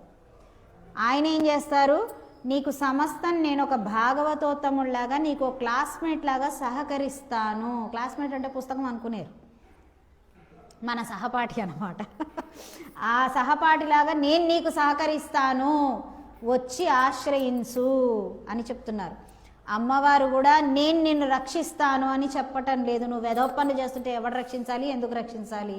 ఎవ్వడు రక్షించడు. కొంతమంది అంటారు మన పాపములను అన్నిను వారు తీసుకొనును, ఎవ్వరు తీసుకోరు, కుదరదు, జరగదు. అంటే అక్కడెక్కడో విదేశాలలో బాంబులు వేసి పేల్చేస్తున్నారు అంటే వాళ్ళు పుణ్యాత్ములు అయిపోతారా? కుదరదు. చిన్న చిన్న పిల్లలు వాళ్ళు బాంబులు వేస్తే చిన్న చిన్న పసిపాపలకి గోబలు ఎగిరిపోయాయి, ఇక్కడ చెంపలన్నీ కూడా ఊడి కింద పడిపోయాయి. అంటే ఈ బాంబు వేసినటువంటి వాడి యొక్క పాపాన్నంతా అతగాడు తీసుకుంటారా? ఎవరండి తీసుకునేది? అట్లా తీసుకుంటే గనక అప్పుడు సరైన మార్గంలో ఉన్నట్టు ఎలా అవుతుంది? దుష్టుణ్ణి ఇంకా దుష్టత్వానికి ప్రేరేపించినట్టే కదా. చెప్పదండి, శిక్ష ఉండాల్సిందే కదా. రోడ్డు మీద చీర లాగేసేసి ఇష్టం వచ్చినట్టు అవమానం చేసేసి దండం పెట్టేస్తే తప్పు ఖాళీ అయిపోతుంది అంటే అవ్వదు. మన సిద్ధాంతం నిక్కచ్చిగా చెప్పేసింది, నో, అనుభవించాల్సిందే. ద్రౌపది చీరలాగి కృష్ణ క్షమించు, నువ్వు నా దగ్గరికి మరి నీ సైన్యాన్ని పంపించవయ్యా అని దుర్యోధనుడు వచ్చి అయిపోయింది ఏదో అయిపోయింది, నీకు పాండవులంటే ఇష్టం నాకు తెలుసులే, కానీ నువ్వు నేను మనం ఒకటి కదా, దా దా అని పిలిస్తే క్షమించాడా? చీరి అవతల బారేశాడు కదా. అది అన్నమాట భగవానుడు అంటే. ఎవ్వరికి అవమానాన్ని కానీ ఎవ్వరికి అధర్మం జరిగితే భగవానుడు సహించడు. సహిస్తే భగవానుడు ఎందుకు అవుతాడండి? రక్షకుడు ఎందుకు అవుతాడు కదా. అది అన్నమాట ఇక్కడ అమ్మవారు. అందుకనే వీళ్ళెవ్వరూ కూడా ఈ ముగ్గురు మూర్తులు కూడా నేను నిన్ను రక్షిస్తాను అని చెప్పి చూపించరు. ఇక సర్వసాధారణంగా ఏదైనా దేవి మూర్తి కనుక స్వామివారి ఒడిలో ఉన్నదంటే, లక్ష్మీదేవి మూర్తిలా ఉన్నదంటే ఆ బంగారు తల్లి చిట్టి తల్లి ఎక్కడ పడిపోతుందో అని ఇలా పట్టుకొని ఉంటారు కదా. ఇక్కడ స్వామివారు పట్టుకోరండి, చేతులు అన్నిటినే ఉంటాయి. ఆయనవి 4 చేతులు ఉన్నాయి, ఒక్క చేత్తో కూడా ఆవిడని పట్టుకోరు, వదిలేసి ఉంటారు అన్నమాట. అమ్మవారే స్వామివారిని గట్టిగా పట్టుకొని ఉంటారు. అంటే అమ్మవారు కూడా ఇక్కడ ప్రథమ శిష్య అన్నమాట. శిష్యుడు ఎప్పుడు ఆచార్యుడిని ఆశ్రయించి పట్టుకొని ఉండాలే తప్ప ఆచార్యుడు వచ్చి నువ్వుదా నువ్వుదా నువ్వుదా నువ్వుదా కొంతవరకే. అది తర్వాత తాడు వదిలేయటమే, నువ్వు నూతిలోకి పడిపోవటమే, తర్వాత నీ కర్మ నీది, అంతే. That's all. అందుకని అది చూపించడానికి అమ్మవారు స్వామివారిని ఒడిసి పట్టుకొని ఉంటారు. ఇక తర్వాత అమ్మవారి చేతిలో ఒక పువ్వు ఉంటుంది. ఈ చేతిలో సర్వసాధారణంగా అమ్మవారి చేతిలో నిండుగా విచ్చుకున్న పద్మం ఉంటుంది, కానీ ఇక్కడ ఇంకా పూర్తిగా విచ్చుకోనటువంటి పద్మం ఈ చేతిలో ఉంటుంది. అలాగే స్వామివారి వెనకాతలు ఇలా చేయి వేసి ఉంటారు కదా. ఇది తర్వాత వేరే చోట ఎక్కడ రామదాస ధ్యాన మందిరం కదా, ఆ ధ్యాన మందిరంలో స్వామివారి మూర్తి ఒకటి ఉంటుంది. అక్కడ ఇలా వెనక్కి తిరిగి చూసుకోవచ్చు. అక్కడ చూసామన్నమాట. ఈ వెనక చేయి అనేది గర్భగుడిలోకి వెళ్ళిపోయి చూసేసాం అనుకునేరు. ఈ వెనక చేయి పెట్టినటువంటి దగ్గర కూడా ఈ వెనక చేతిలో కూడా మొగ్గయే ఉంటుంది. తామర పువ్వు ఏంటండి? పద్మం దేనికి సంకేతం? జ్ఞానానికి సంకేతం. పూర్తిగా విచ్చుకున్నది అంటే సంపూర్ణ జ్ఞాని అని అర్థం అన్నమాట. అయితే అమ్మవారికి ఈ చేతిలోనూ విడుచుకొని పద్మమే ఉంటుంది, ఈ చేతిలోనూ విడుచుకొని పద్మమే ఉంటుంది. ఈ పద్మాలు ఎవరండి? మనమే. స్వామివారి దగ్గరికి మనని చేరుస్తున్నదన్నమాట. స్వామి నీవు ఆచార్యుడవు కదా, ఇదిగో నేను వీరిని నీ దాకా చేరుస్తున్నాను. అందుకే అమ్మవారిని మన సంప్రదాయంలో పురుషకారం అంటే షీ ఈజ్ ద మీడియేటర్ అని చెప్తారన్నమాట. స్వామి దాకా మనని చేరుస్తుంది. అయ్యో అలగకయ్యా పాపం, మన దగ్గర ఏమైనా ఒడిలిపోయిన రేకులు అంటే మూర్ఖత్వం అజ్ఞానంతో పేట్రేగిపోయి చేసిన ఉంటాయే, అటువంటి వాటిని ఆ ఎండిపోయిన రేకుల్ని జాగ్రత్తగా తీసి, మనం కూడా అంతే తీస్తూ ఉంటాం కదా, అవునా? ఈ 2-3 రేఖలు బాలేవని తీసి చక్కగా దేవుడికి పెడతాం, లేదా మనం పెట్టుకుంటూ ఉంటాం కదా, అవునా? అలాగే భగవంతుడికి ఇచ్చేటప్పుడు ఆ రేఖలు ఇది అయిపోయిన తీసి బాగున్నాడు, కాకపోతే ఇంకొంచెం జ్ఞానం రావాలి, నువ్వు ఆగ్రహించ, కొంచెం నువ్వు నేర్పిస్తే వాడు అంత మంచివాడే మనవాడే అని చెప్పి స్వామివారి దాకా మనం తీసుకువెడుతుందన్నమాట. స్వామివారి వెనకాల ఉన్నటువంటి అమ్మవారి చేతిలో కూడా ముడుచుకున్న పుష్పమే ఉంటుంది, కొంచెం కొంచెం అప్పుడే ఓపెన్ అవుతూ ఉంటుంది. ఈ ముందున్నది అలాగే ఉంటుందన్నమాట. అమ్మవారి ద్వారా మనం స్వామివారిని చేరాలి అనేటటువంటిది ఇందులో మనకి భగవానుడు దర్శింపచేసినటువంటిది, ఎంబెరుమానార్లు పలికించినటువంటిది ఇది అన్నమాట. నండూరి రంగాచార్య స్వామివారి ద్వారా తనను తాను సాక్షాత్కరింపజేసుకొని తనను తాను, నమ్మాళ్ళవార్లు అంటారండి, ఆయనే వచ్చి తనను తానుగా నాకు చూపించుకున్నారు కనుకనే నేను ఈ మాత్రం చెప్పగలుగుతున్నానయా అని చెప్పి తిరువాయిమొழிలో చెప్తారు. లేకపోతే ఆయన సౌందర్యం నాకేం తెలుసు అంటారు. అలా వీరి ద్వారా భగవానుడు 2015లో అక్కడ చెప్పినప్పుడు దాసురాలికి సాక్షాత్కరించినటువంటి విధి ఇదన్నమాట. అది అంతకుముందు ఎక్కడ వినలేదు, ఎక్కడ కూడా మేము తెలుసుకున్నది లేదు. ఆయన అలా అనుగ్రహించారు అంతవరకే వీరి ద్వారా. వీరే లేకపోయి నండూరు రంగాచార్యుల వారే గనక లేకపోయి ఉంటే, వారు అడగకపోయి ఉంటే ఇంతటి భాగ్యం అనేటటువంటిది నోత్తుచ్చువరగం, ఇంతమందితో పంచుకునేటటువంటి అది భాగ్యం, అవకాశం కాదు, లభించి ఉండేది కాదనమాట. అందుకనే నోత్తుచ్చువరగం, ఎంత నోము నోచుకుంటే మనం అందరము కూడా ఇక్కడ కలుసుకోగలిగాం, ఎంత నోము నోచుకుంటే మనం అందరం కూడా ఈ విషయాన్ని పంచుకోగలిగాం. ఎంత గొప్ప నోము కదండి అది అన్నమాట.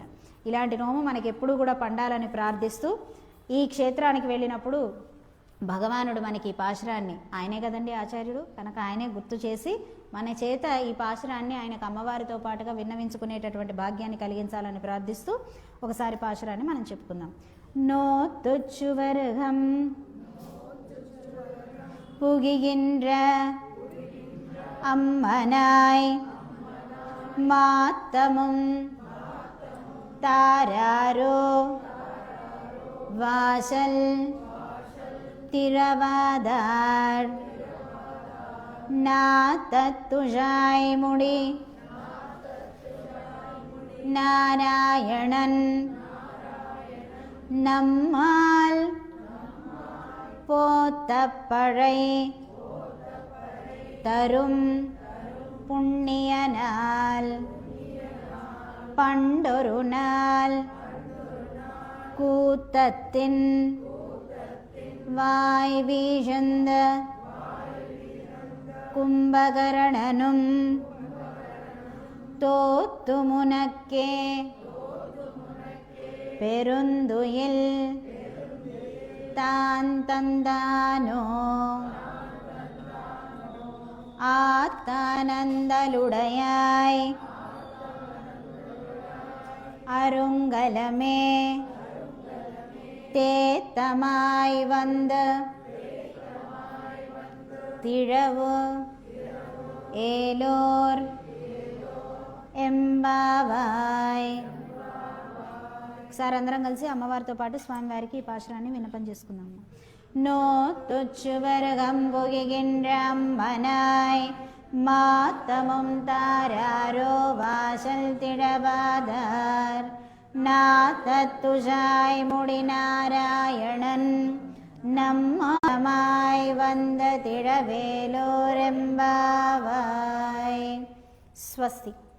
ஆழ்வார் திவ்ய திருவடிகளே சரணம். எம்பெருமானார் திவ்ய திருவடிகளே சரணம். ஜீயர் திவ்ய திருவடிகளே சரணம். சர்வம் ஸ்ரீ கிருஷ்ணார்ப்பணமஸ்து. ஜெய் ஸ்ரீமன்னாராயண். ஜெய் மா பாரதி.